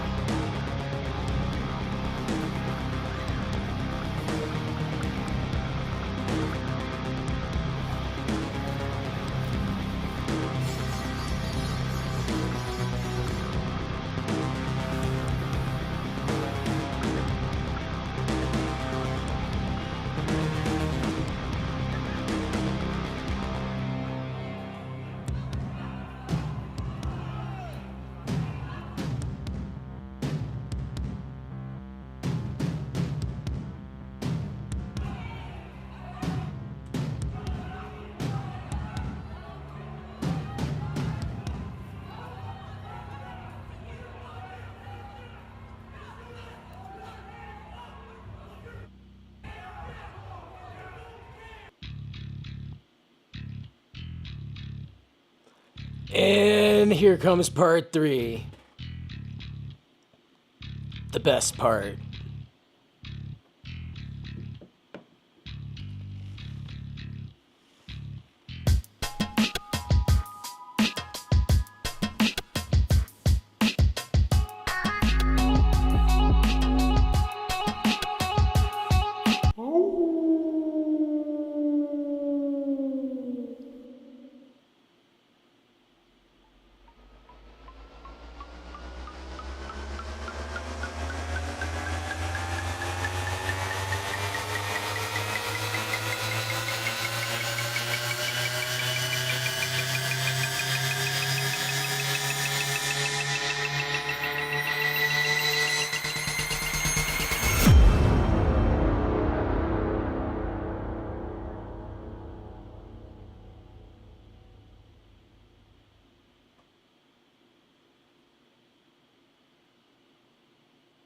Get fucked, woke.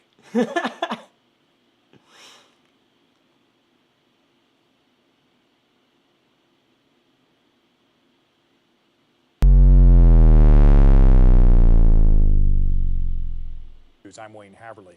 Last night, Portland police declared a riot after protesters gathered downtown. were setting off fireworks, starting bonfires near the Justice Center. Several businesses were damaged overnight, and a statue in the park near the Justice Center, it was torched and defaced. Point 6's Jennifer Dowling is live now with the details on this continuing violent behavior downtown. Jennifer? Good evening, Wayne. Yes, a lot of activity last night from both police and protesters. It being declared a riot. Here's the statue behind me that was torched overnight. You can see there's a lot of charred ashes around it. They had a big bonfire going around it. There's still a sign on it right now that says this is stolen land, and also paper taped to the young child there as part of the statue that says from rebellion to revolution. So a lot of activity last night, several fires in Chapman and Lonsdale Square, including where this statue was targeted. Take a listen. Many community members called for police service, which was delayed because we needed officers downtown to manage the dangerous events happening there. Oregon Pioneers and the Oregon Trail. They also built a fire in the middle of Southwest 3rd in the location where the elk statue was removed this week, and in another location. And Police Chief Chuck Lavelle also released a recorded statement last night. I'm not sure if we can re-cue that up, but this is what he had to say. Many community members called for police service, which was delayed because we needed officers downtown to manage the dangerous events happening there. And that was a recorded statement. Police also released videos and pics of what they say they experienced during the night. Some of it was from an officer that they say was embedded with a rapid response team. That officer sustained an injury from a mortar that exploded near her feet while she was recording, according to police. Officers also said they found a wrist-braced slingshot and provided a picture of that. They say those have been used over the past several weeks to launch things like marbles, blades, shrapnel, batteries, and ball bearings, according to police.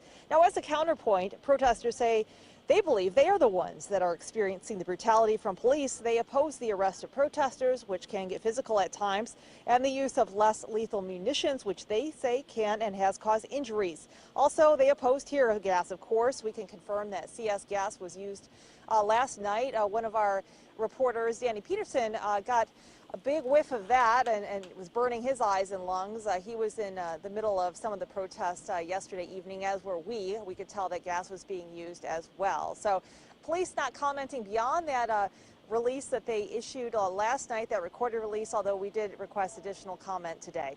Back to you, Wayne.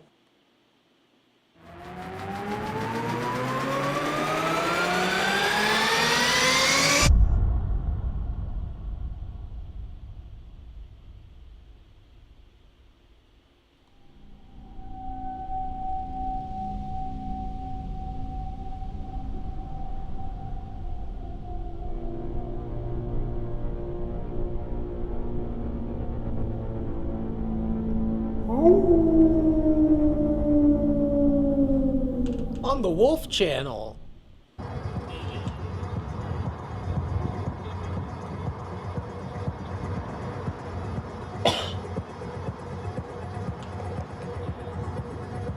What's up?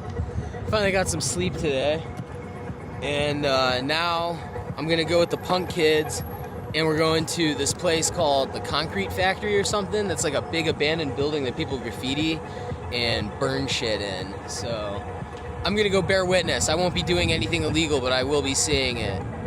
So yeah, that's what we're doing right now. It's gonna be sick. Apparently there's all sorts of shit happens there, like renegade fucking raves and shit happen there. Like, it could be a number of things when we get there. So this will be interesting. Oh, I feel so much better after I've been sleeping. I still feel tired, but I'm ready. I'm ready to do this. I'm doing this. Where is my controller? Here it is. Oh, jeez. Trying to be cool. Here we go.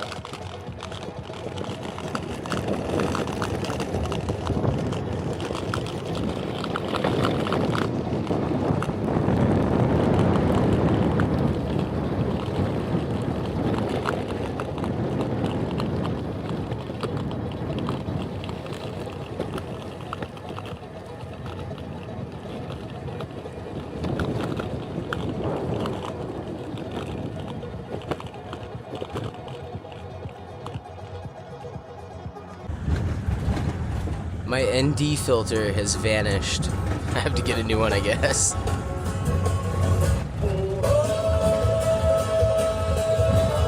So if this footage is jittery, that's why.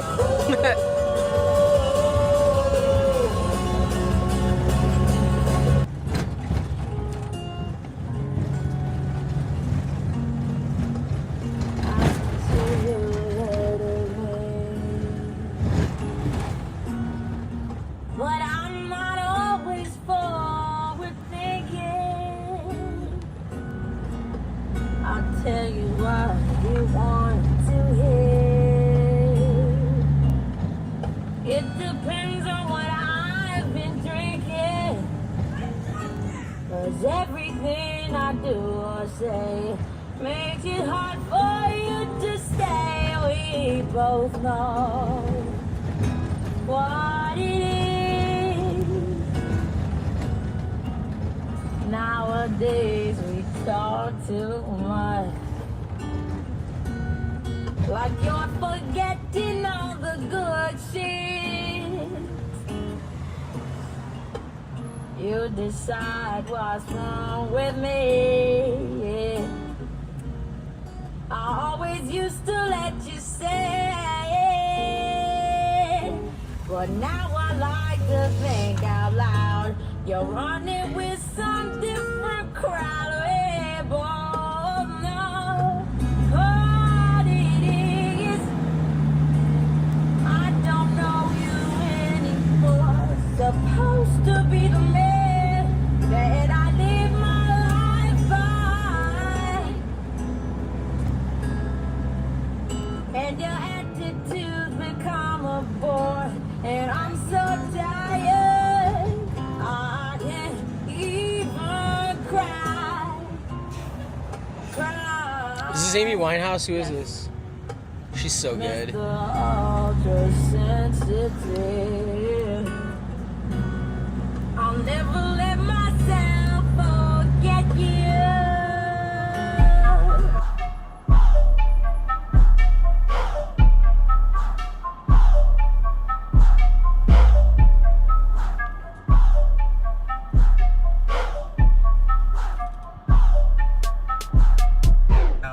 I'm in Homeboy's truck and we're looking for pallets to burn.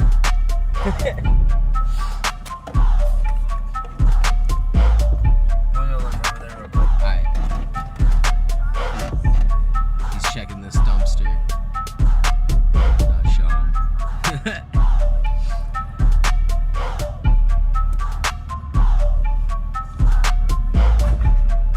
I could tell those bitches were empty. I have 6 cents for dumpsters.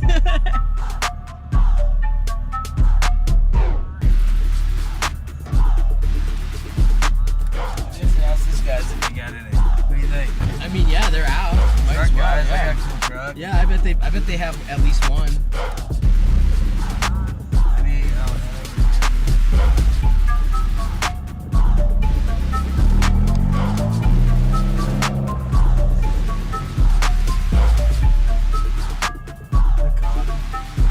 It totally is. Okay.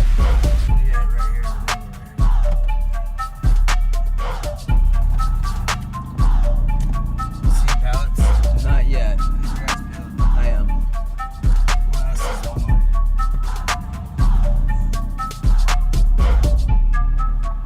Have you guys seen any pallets around here? Yeah, we're looking for pallets.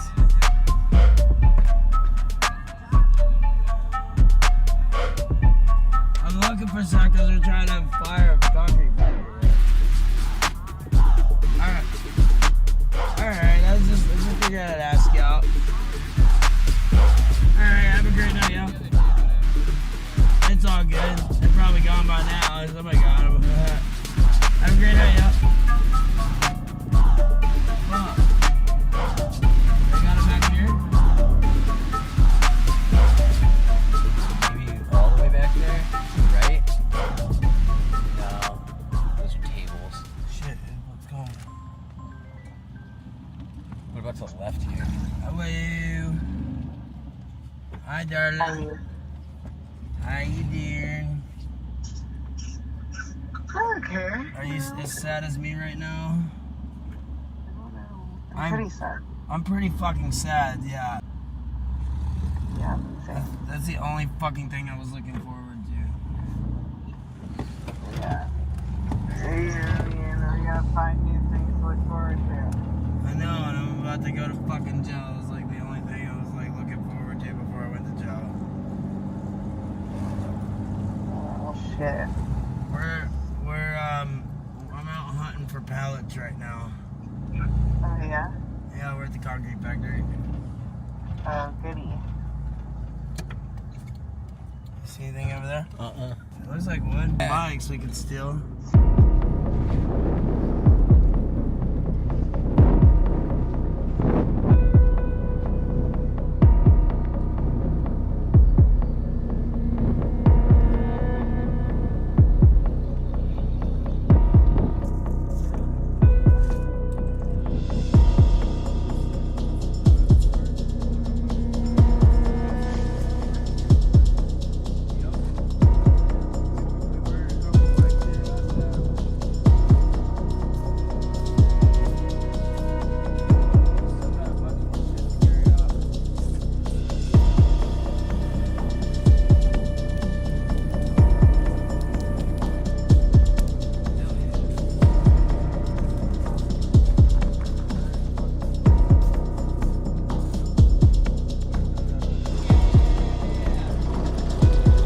Lithium battery fire.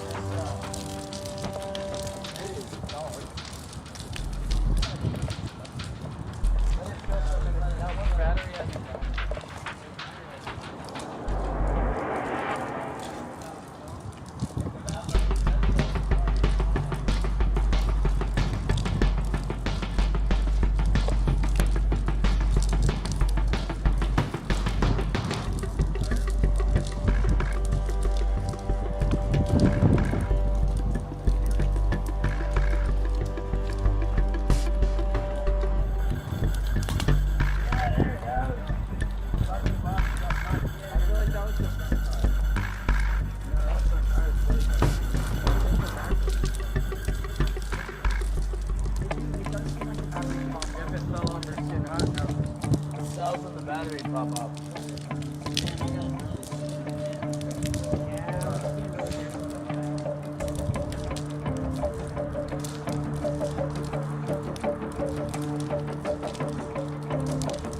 Shit's so fucking illegal, and this kid had a court date the same day.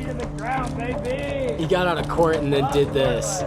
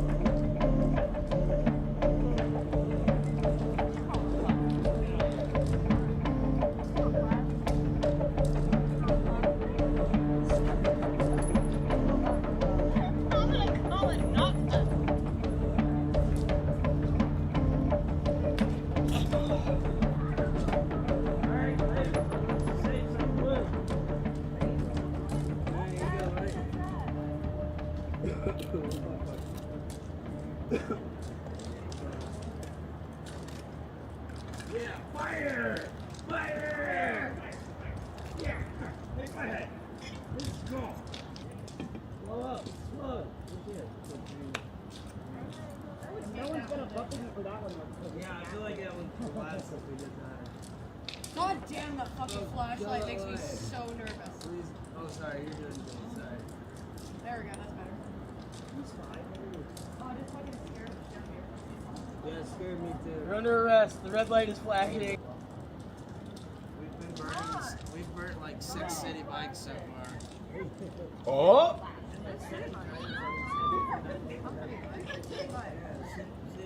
No state bikes or city bikes. This video is so incriminating. Over up. We're doing somebody a favor because somebody's job is to come collect this bike. Oh, that's how long this way now. I know. What do you think I hit that $13? $4? Are you kidding me? And Sarah and I cleaned out the whole store. We cleaned out the whole fucking store. Yeah, because they don't want us to do that. There's too much shit. Fire! Fire! Fire!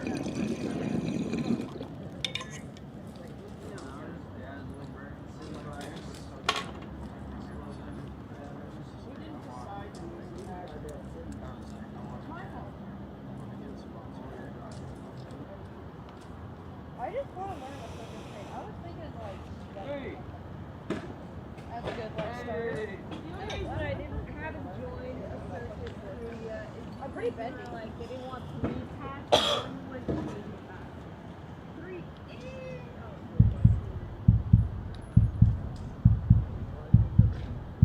Here it comes. Oh, wait. Yeah, great. Look at over there. Oh shit. 6 up. 6 up. Oi. Let's go.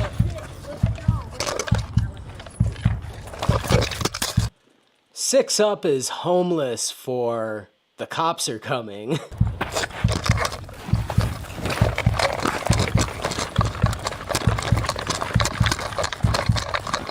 the fuck out of here, guys.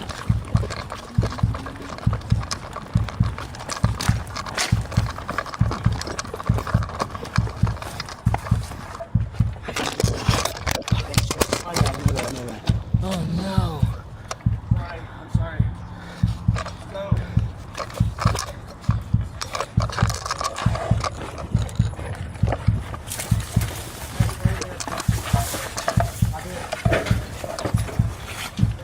Walking that way. Let's go. Go.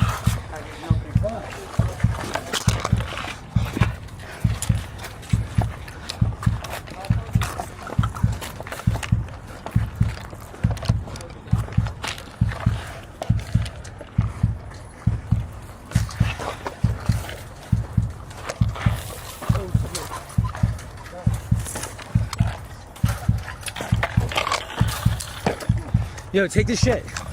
Take this.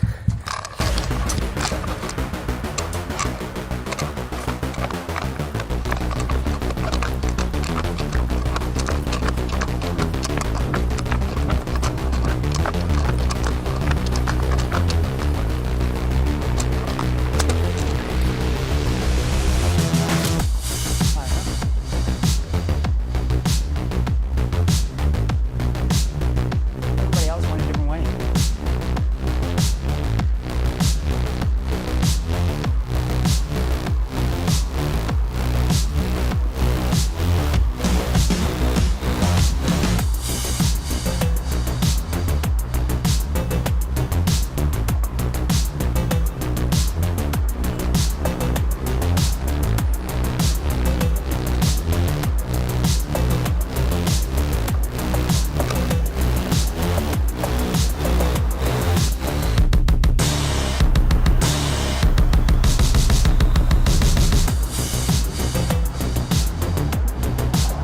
How the fuck did you get out?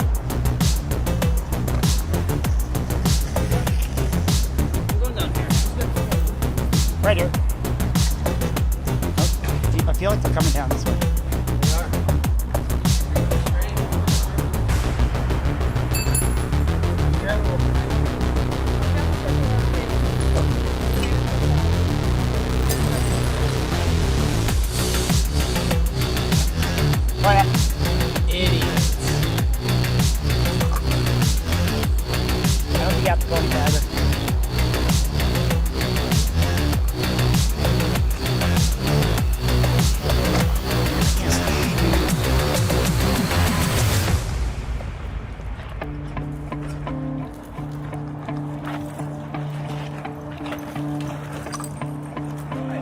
Yeah.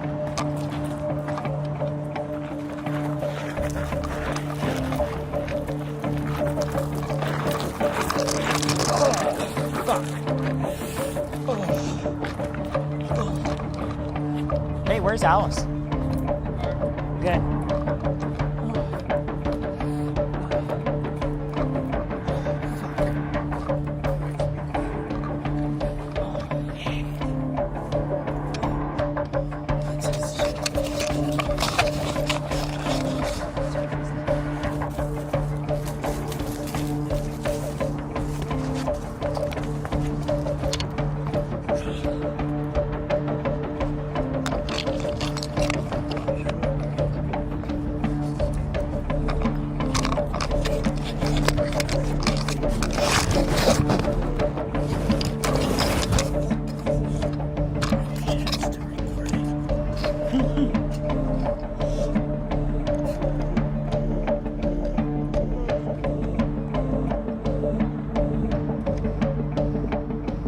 Holy fuck, that was stressful. So the cops are gone, and I'm back at the spot, the scene of the crime.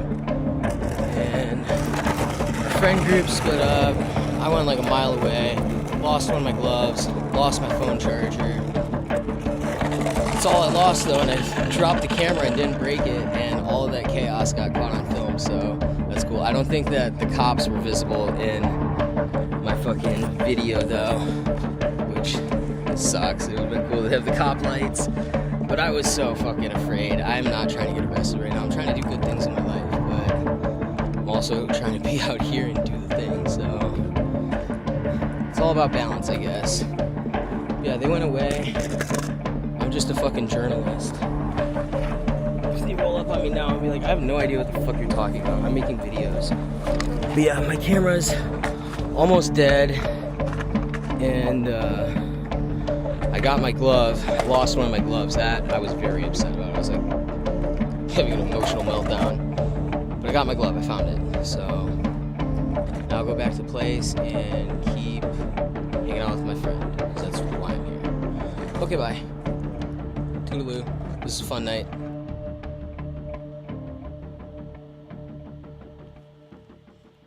Buy some merch.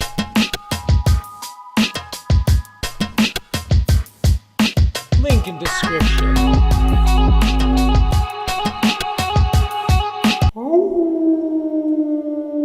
And here's part 4, which is a little more fun. This is where you get to meet Michael. Michael was awesome, and he lives at the Red House. And he's also a YouTuber.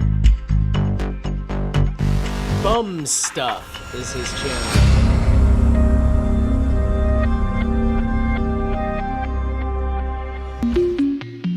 Signs are pointing toward a peaceful resolution at the Red House. Cars are rolling through North Mississippi again. And the developer who owns the home says he's waiting to hear an offer from the family at the center of this Red House occupation. But, how did we get here? For the purpose... By the way, this segment of the documentary is the escape portion of this story, let's say things began in 2002. That's when the longtime owner of the Red House, William Kinney Jr., took out a loan on the place to help pay for his son's legal fees. His son, William Kinney III, had hit and killed a man while driving on a suspended license. But in 2016, there were complications with the loan, and the family defaulted. Then in 2018, the house was put into foreclosure auction and bought by a developer. Fast forward to this summer when the city evicted the Kinneys from the Red House. Protesters started camping out there in September and calling on the eviction to be reversed. But then last week, everything just seemed to escalate. On Tuesday, December 8th, the Portland Police and Multnomah County Sheriff's deputies showed up early in the morning to re-secure the house. Mayor Wheeler said he authorized police to, quote, use all lawful means to end the illegal occupation.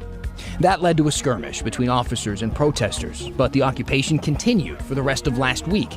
On December 9th, there were reports of homemade spike strips placed on the streets and armed guards posted at intersections. On the 10th, OPB reported that the occupiers tried to forbid members of the media from taking pictures of people, even assaulting a female reporter. But right as things seemed teed up to explode, that same day, the developer who bought the house said he was willing to sell it back to the Kinneys at cost to prevent more tension. And on Sunday, the city and the Kinneys appeared to reach a tentative deal, and the barricades came down. And that's roughly how we got here. Yeah, believe it or not, that's the simple version of the story. This is only a half-hour show, okay? It doesn't really get into the fact even that we learned that the Kinneys own a second house about 2 miles away with a market value of $200,000, and that the whole time the community was raising $300,000 just to help them buy back that red house in the first place. We also get into the context behind these protests, such as Portland's racist history of redlining, forcing black families to live in a tiny slice of North Portland. Or the fact that these neighborhoods are now gentrifying at a rapid rate and rent prices are getting jacked up and doing so very quickly. Or that BIPOC families like the Kinneys are often targeted with predatory loans. We also didn't get into the Kinneys' legal arguments through all of this, insisting that he is a sovereign citizen and not actually bound by United States law, something that has never worked in these types of situations. What I'm trying to say is, if you don't already know, the story is complicated, to say it simply, but I hope that you now have at least a better understanding of where we are at this point.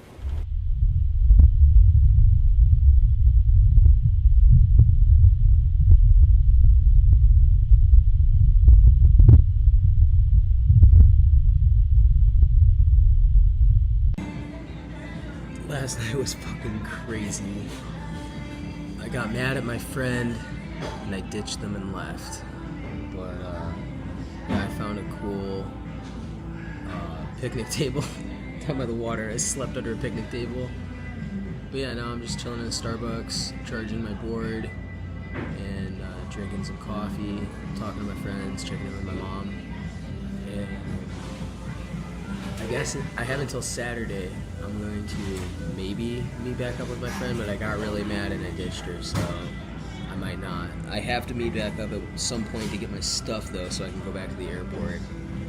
But in the meantime, now the plan is just explore the city, keep the skateboard charged, and meet as many people as I can, and get as many people's stories as I can, because there's a lot of people out here with a story that nobody's Interviews heard, so coming next. This is the plan. This is what I'm doing, and I'm not going to stop. I came here with a mission.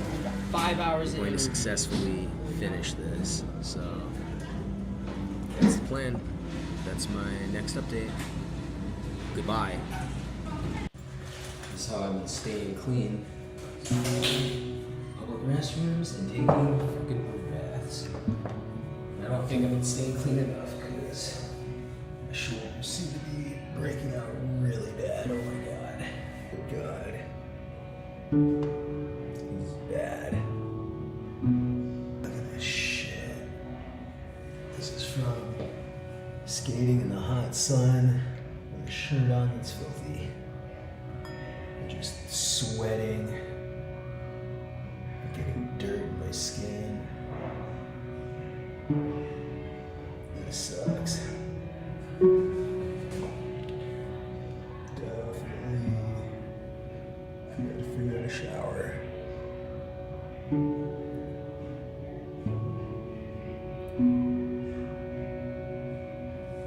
Get an actual shower.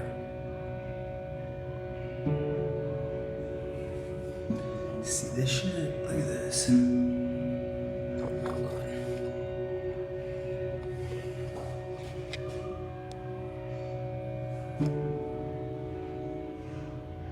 Yeah, that's from my backpack in the sun and being filthy. Yeah, if you've never been homeless and you don't know what it's like, let this be an eye-opener of the shit that people go through. I left where I was at and I skated back to downtown. Now, I don't know what bridge, I guess this is the Multnomah Bridge, that's what road this is. And yeah, I'm in like what looks like the industrial part of downtown, like right next to downtown near the river. I guess this would be the port. But yeah, so on the way to downtown, my front wheels like started exploding. Like there's just like big pieces chipping off of them. It still rides, but I don't want this board to fail on me before this trip is over. So I called a bunch of skate shops and I found one on the other side of this bridge that claims to have larger longboarding wheels. So I'm gonna go check it out and see if I can find ones that fit. But yeah, check out where I am. It's pretty cool.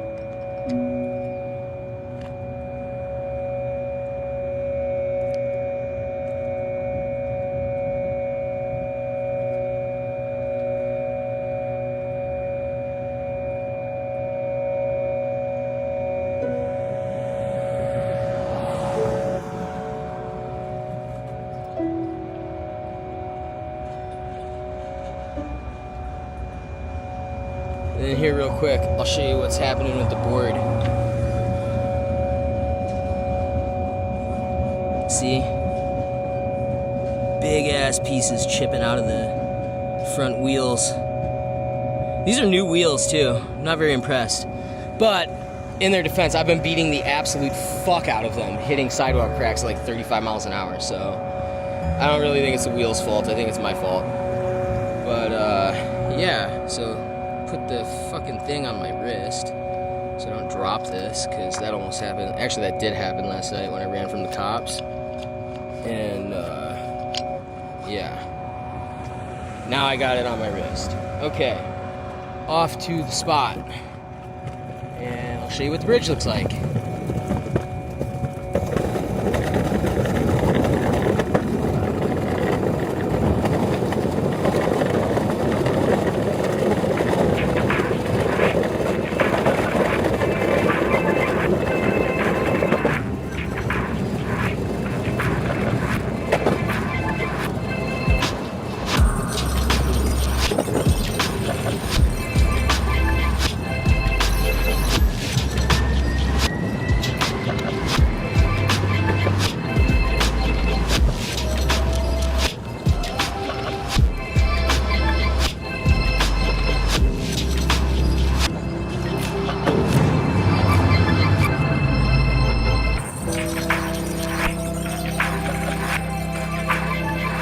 Cool, huh?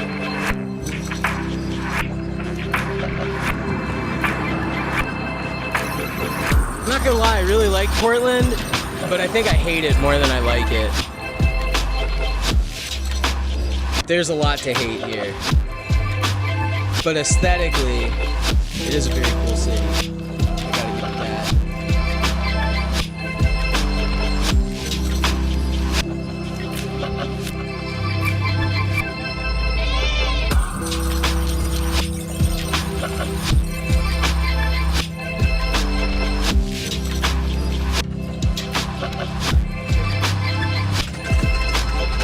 They didn't have what I needed, and I called the CCS store. I didn't know there was stores for CCS. Anyway, there's a CCS store out here, but they don't have what I need either. So I'm basically screwed, and these cracks in my wheels are not chill. But I mean, the board is still working, so hopefully my wheels just won't explode on me completely before I leave. If all else fails, I might just... The solution to this, by the way, I learned is that Backfire, which is the brand that my electric board is, changed their polyurethane recipe for their wheels, and their older wheels are better. So buy used Backfire wheels for $10 and you won't have this problem. Just get some fucking shitty ass wheels and put them on. Just sucks because they're all overpriced. So we'll see. But yeah, that's the update. Now I'm just gonna cruise around and see what I find, because this part of town looks real fucking shitty.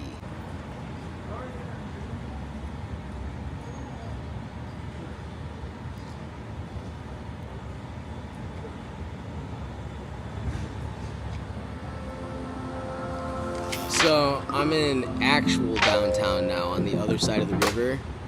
This place is fucked. It seems like more than half of people walking around are mentally ill and addicted to drugs. And the other people walking around are like professionals and yuppies that are completely just like pretending that this shit doesn't happen. It's deeply disturbing. And, but yeah, I'm here. I've been hanging out with a nice gentleman who just walked up and started talking to me. He seems pretty lost on drugs, but he seems like a good dude, you know, so just spending time sharing space with people. And Eventually, maybe today I might do some street interviews. I still have tomorrow and Thursday that I can knock that out. But today I think I'm going to explore this super fucked part of the city because, like, I mean, mentally ill. Like, people screaming at the ether all over the place. And anywhere that I sit down, within a couple minutes, multiple people come up and ask me for blues, asking for fentanyl. I guess just wearing nice clothes makes me look like I sell drugs. But yeah, it's fucking wow. Like, I don't know how anybody can live in the city and think that it's doing well. It's fucking disturbing, it's shameful, and it's inhumane. Like, this is the most inhumane shit I've ever seen in my life. And everybody's just like, yeah, it's so progressive. Look at how great that it is. But yeah, see that dude over there? That's the dude I've been hanging out with. He's a very nice guy. Definitely mentally ill. Definitely a good guy though. And I think if he wasn't on drugs, I don't think he would be mentally ill. I think it's the drugs that are doing it. And I think that's the way it is with most of the people out here. Like, this one's still got his humanity. Most of them don't. It honestly is some disturbing shit. And yeah, he's packing up his shit. He's gonna come over here and chill with me some more. And then when I get bored enough, I'm gonna go explore and see who the fuck talks to me next. Maybe because we on YouTube, I'm afraid we on cameras out. So, but I want somebody though, if, like every day though, when I was out doing my thing, whatever it is I'm doing, I wish somebody could record me do some of the shit over here, man. That was so cool, because I do some amazing shit. Sometimes I do some really amazing shit. What kind of shit?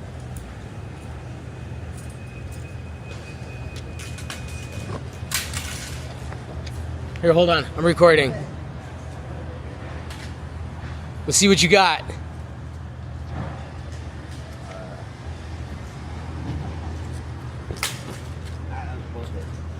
I couldn't do that. That wasn't even really how you do it. What you do when you roll, like when you land and roll, you go like this. On your shoulders, too. When you dive and roll, it's the same thing. So you like... Yeah, I'm not nimble enough to do that. I straight up could not do that. I gotta give you props. Like, I could not do that. Yeah, thanks. Yeah, no, free running is pretty cool. Free running is pretty cool.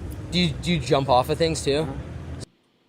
I honestly feel so bad for this dude, and I hope he hasn't overdosed because he was a very nice guy. He was the only person out there that accepted food from me. Everyone else just wanted drugs. You do like actual parkour. You're not parkour so much. Parkour is the flips and stuff, all the tricks. Mm-hmm. And free running is like where you just run through it. And it's the most efficient way around your environment, and using the like jumping, climbing, landing and rolling, vaulting, under over bars, like that sliding. It's like Hell yeah. 9 different things you gotta know. Hell yeah. Basically, it's like 8 or 9 things. I wish I had the stamina for that shit, dude. Jumping, how you jump, when you jump, especially with guys because our center of gravity's up here, so you swing your arms like this, when you jump, it'll lift you up way higher than if you just using it like way Dude was higher, so spun. and farther. That's how Poor you guy. have to get yourself.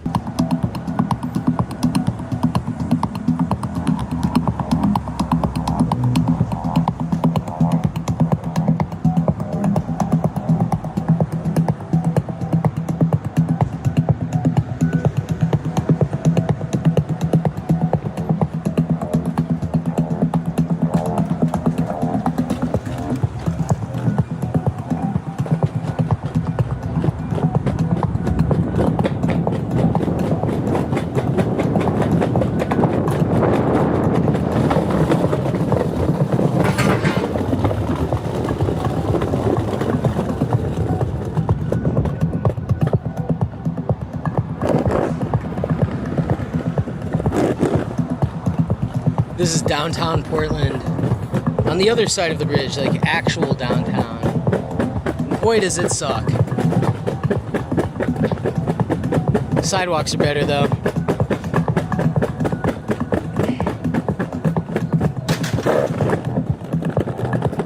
Yeah, this is the part of Portland that actually feels like a fucking city, not a gay neighborhood. I want to find a coffee shop and charge this fucking skateboard up before it gets too low on battery. Cafe. The place looks really tiny. I'm gonna keep looking. There's gotta be more. We'll find a bigger one.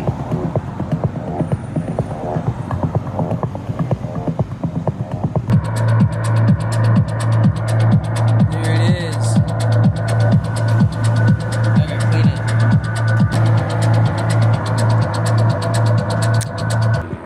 Let's see. Where is he?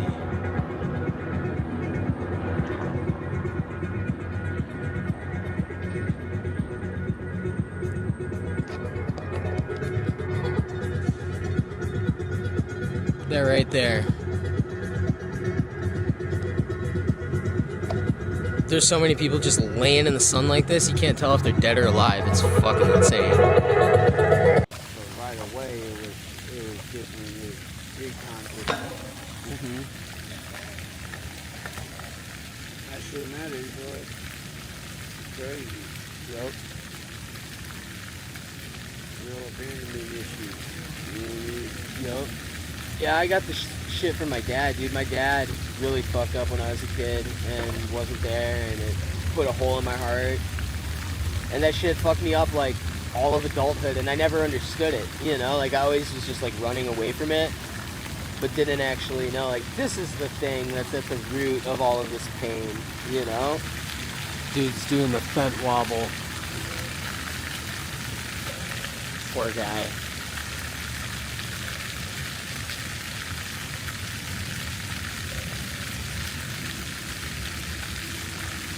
This is Holiday Park in Portland. Everyone in there was like, it was just, the whole park was just shady as fuck. And I couldn't believe it. There was people like walking their children around in there and shit. But this dude, he was one of the only people I met in there that wasn't a straight up creature. Got that later.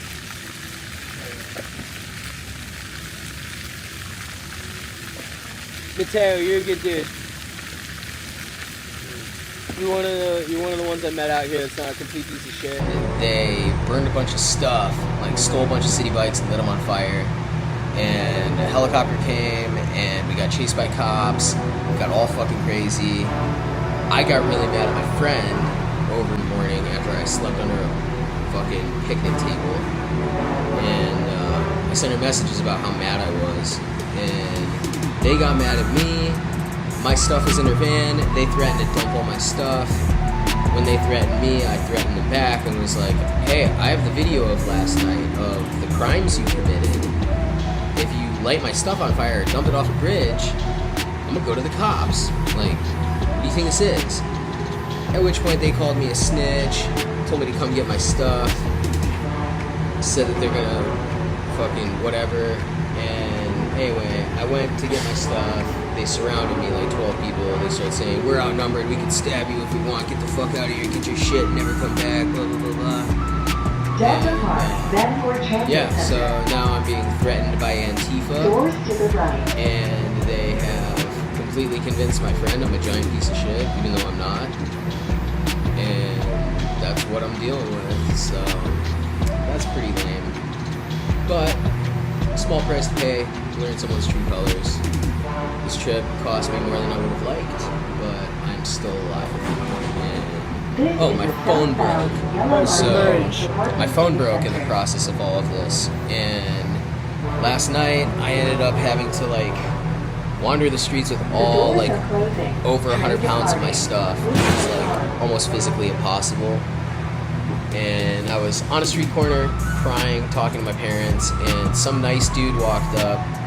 Turns out he's from Humboldt Park in Chicago, and we're the same age and used to go to like similar events and stuff. Like, we very well could have crossed paths. And this dude was a good guy, invited me over to his place, let me sleep on the floor, and now I'm getting a new phone shipped to his house tomorrow so that I can get on the fucking airplane and go the fuck home. This whole trip was just way more than I asked for. I wish I'd gotten all the drama on camera, but I don't know. I don't like recording people without their fucking consent. It's always awkward, so yeah. But now I'm on my way back to this dude's place, and I barely know where I'm going, so I want to pay attention to the train stops, so deuces.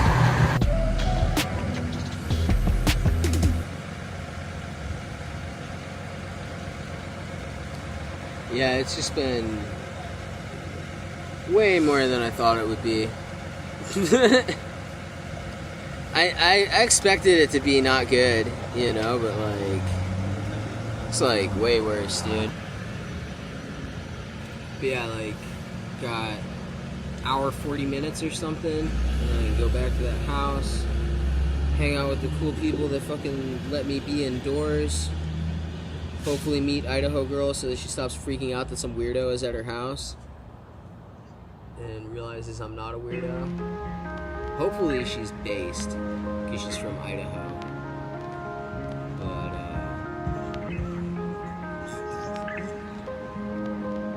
what's the girl from the meme? That would be so sick, bro. I don't think she is though. I think she's some like punk chick.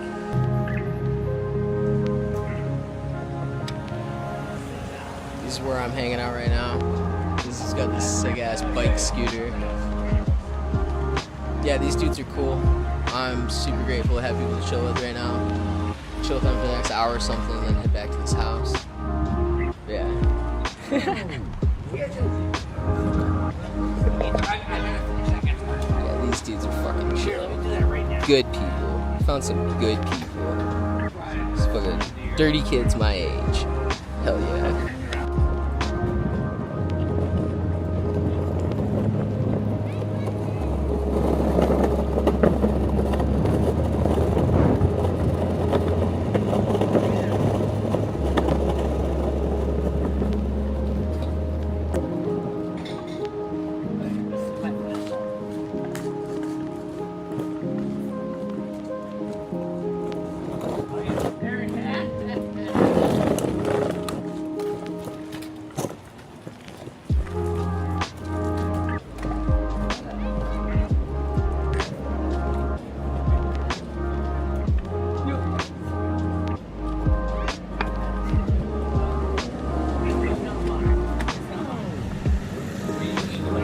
Push it, bro. Hardcore. Hey, you can come through. Yeah. Cool. I got the road over. Yeah, that's great. Awesome. This dude's taking me to a spot. It's gonna be cool. This is peace. So I'm chilling in this backyard with this dude Michael. He's a really good dude. And he brought me to this nice peaceful place. And this is like another punk house. So I'll show you the front of it in a minute. But my battery's almost gonna die, so I barely even have enough time for making a video. So check it out. This is the house, and he said I could stay here if anything happens at the other place. Pretty fucking wild, huh? So these must be some interesting people. And yeah, this is my secondary Interviews place to coming crash. later. There's Andy's house doesn't work out, so thank God I found a spot. It's pretty much what all of today is revolved around, is just staying alive until I get on a fucking plane on Saturday and go back to Bozeman. Fuck this shit. But yeah, pretty neat. Uh-huh. Yup. Yep, uh-huh.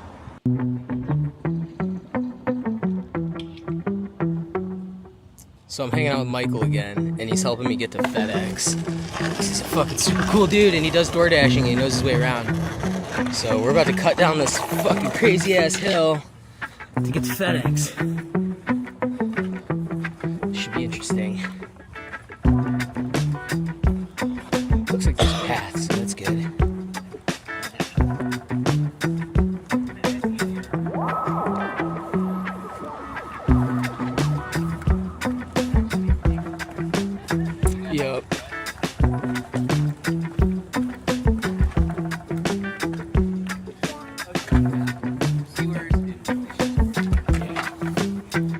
we gotta go down a way. Okay. Yeah, that's where the stairwell is. Cool. Big ass battery. I need a box that's like 12 inches by 12 inches. But there's a Fred Meyer. I bet I could buy a box there. Yeah, we'll go to the Fred Meyer. I bet I could get the shit there. Well, I have to ship it at FedEx. Yeah, I've already got the label and everything. Me and Michael are on the bus now. Have to go to the store instead of the ground shipping center so I can get the packing materials. I hate my life.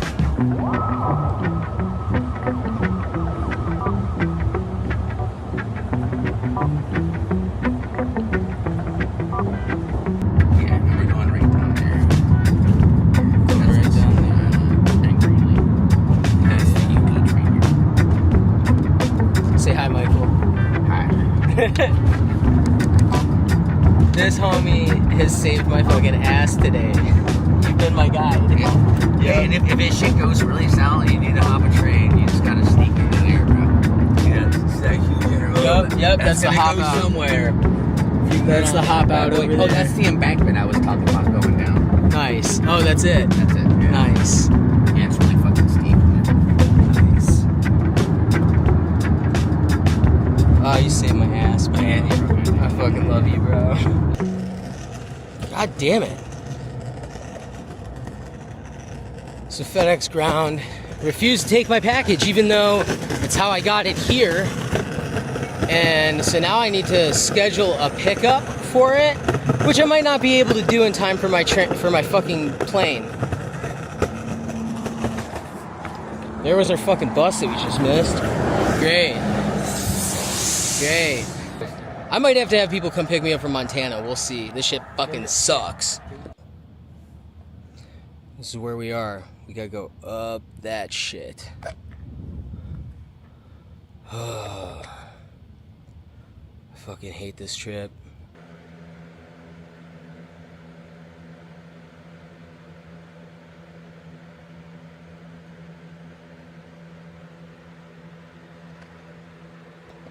Now I'm gonna go out on my final adventure of this trip.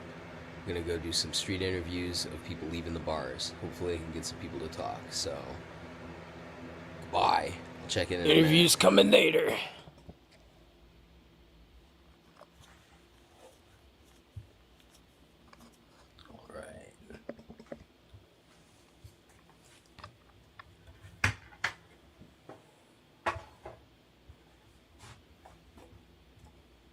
Where's the door?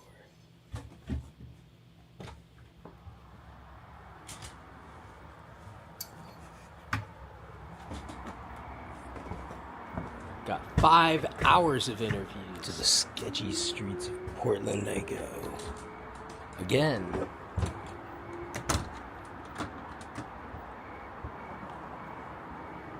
Okay. I don't like how this microphone is situated.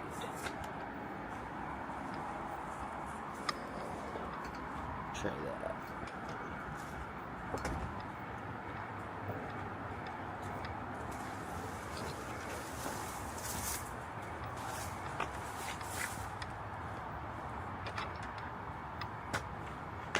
Took the money, but I left the wallet. Hey, how you doing? What's that?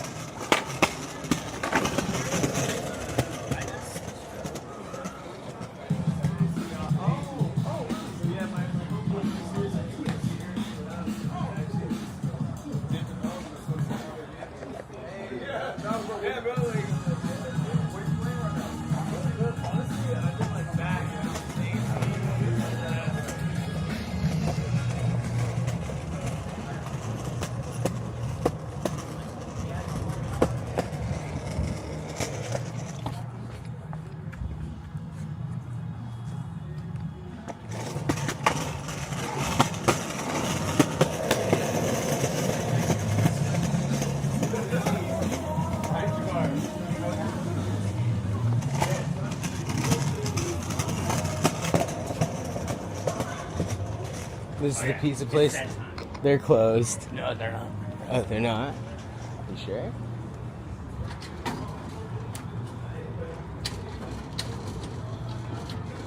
Their chairs are up. They look closed.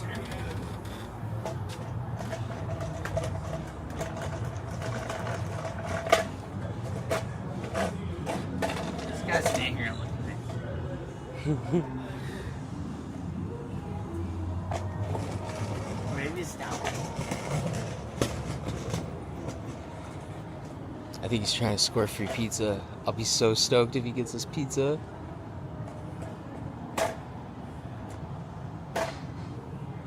Yeah, guys. Hey. Do you have any leftovers?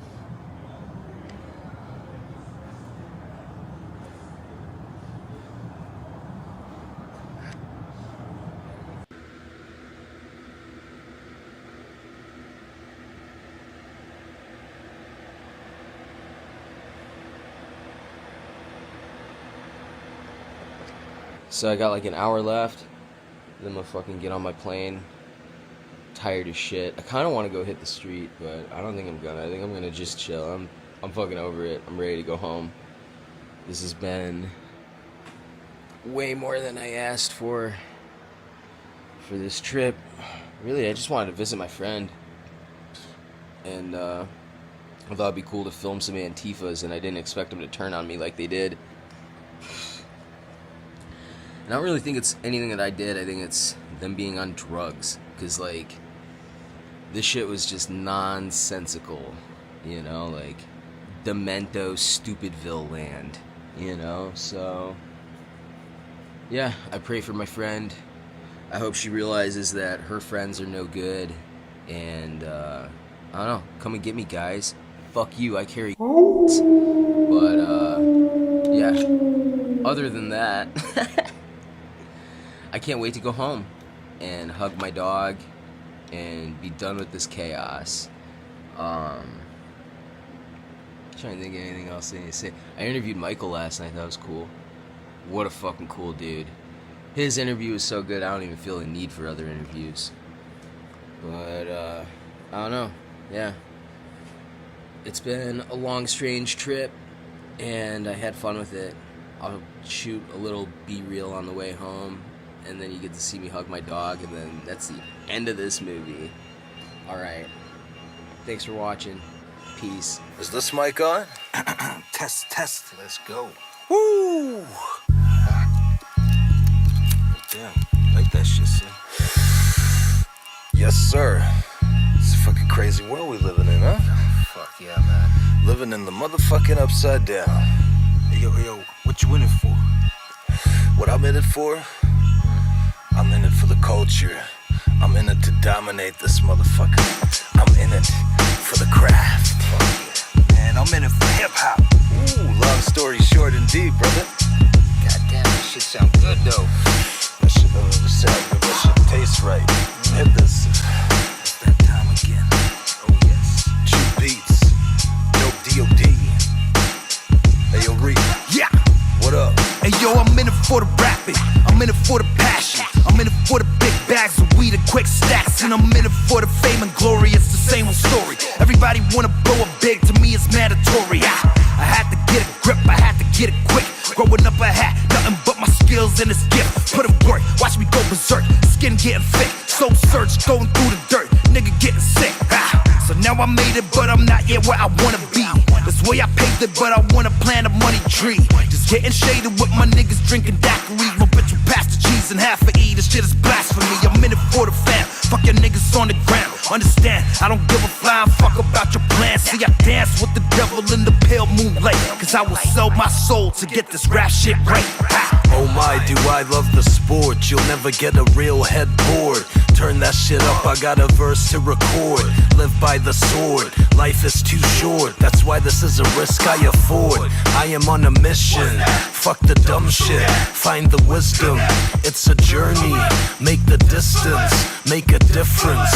Once you find your own voice, they're gonna listen. We are living proof that if you have a vision, you can manifest that shit into existence. I can hear him huffing, puffing, hissing. Give him nothing, this was written. I'm big in places I've never been in. Sickest shit is that this is only the beginning. I'm in it for my men and women winning. Let me get the door and let them in it. Vicious, and I'm signing off. Shout out to Dope DOD. That's that shit I've been missing. God damn. Right? Yo, that's what I'm in it for, man. Oh, that shit feel good. God damn. To all my brothers and sisters in the house. Big up. We got this. We end this forever. Ever and ever. What you in it for, fuckers? Think about it. Huh?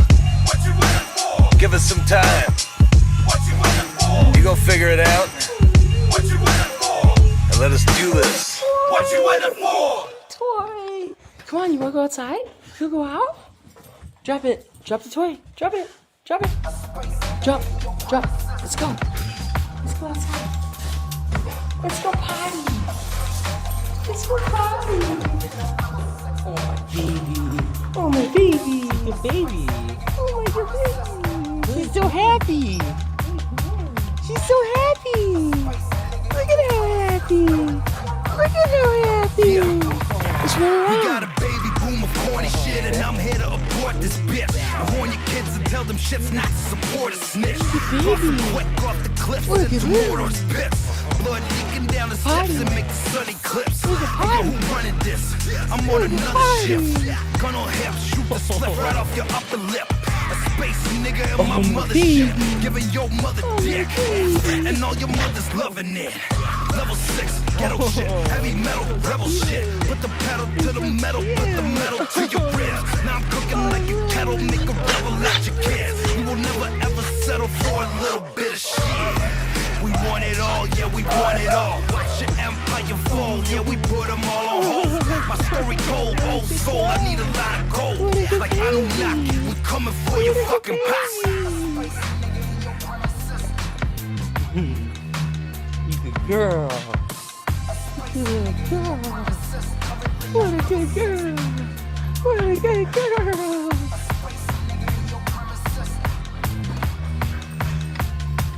Oh, I'm so glad I'm finally home. It's finally home. It's finally home. Level 6, welcome to the fellowship. Flaming poison arrow tips, harder than the devil gets. You wonder where we coming from. Anything the shadow hits, moving like an anarchist. Never switch, never quit, never diss. We bring it to the table, no fables, no label on us. I kill them with one line, no slash. Alright, that's the end. Finally, I'm home. Welcome to my cursed studio. New episode's coming soon. I'm gonna put this shit off for like 3 months. But, yeah, I don't know. I feel like I'm finally in the mood to start editing some videos again. So, yeah. Coming soon. Stay tuned. BBBLF, that's me. Settle this, I'm a little white for this. Reaper, tell them what it is. A space nigga in your premises. Currently on level 6.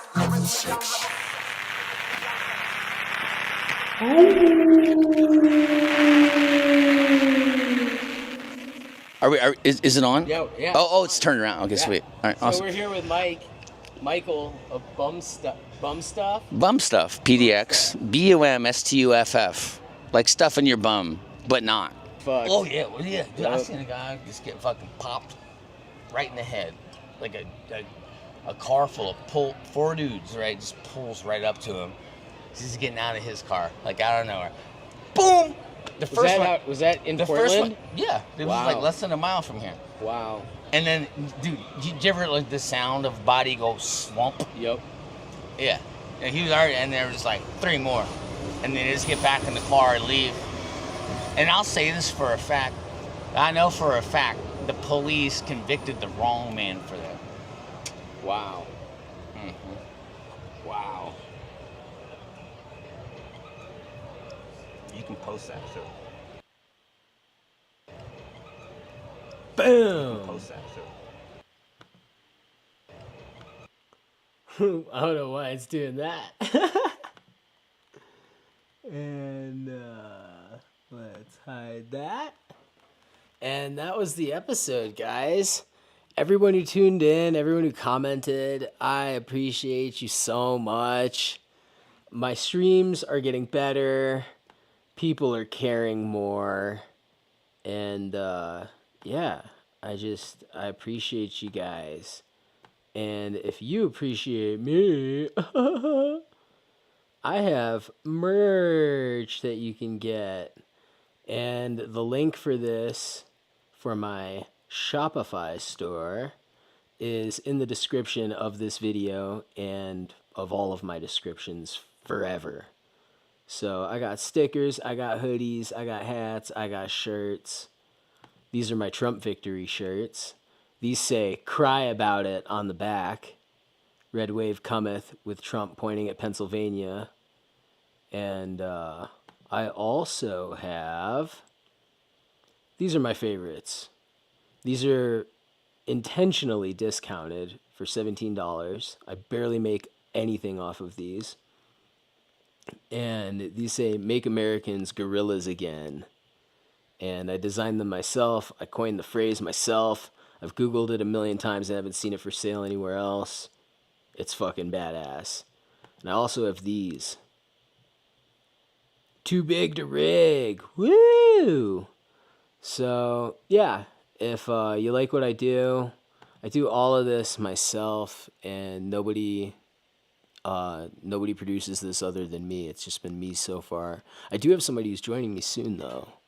But yeah, this is as grassroots as it gets. Like, a lot of the shit that I have around me is dumpster dived. Even this chair was dumpster dived. This mixing board here was dumpster dived. The lights are cheap. These are $12. This was used off of eBay for $50. This is $20. Like, I'm doing what I can with what I have. And I feel like, granted the tiny little budget I have, it's actually pretty decent. So, yeah, if you appreciate what I do and you want to support it, hop on to the Cursed Items shop on Shopify, which you can only find in my video descriptions. So, link below. And otherwise, everyone who did tune in, I worked incredibly hard on this documentary. I went to Portland for a week. I slept on the streets the entire time. I almost got jumped by Antifa pussies. And yeah, and I did it all on a budget of $600, including the cost of the plane tickets. So yeah, if you want to see more shit like this, if you want to get involved, hit me up on Instagram. I'm always looking for people who want to go on road trips and make more documentaries. So I also have a passport. So yeah, holla at your boy. You have been watching the Wolf Channel, and I am Wolf, and this show is the Cursed Context Podcast. All right, bye.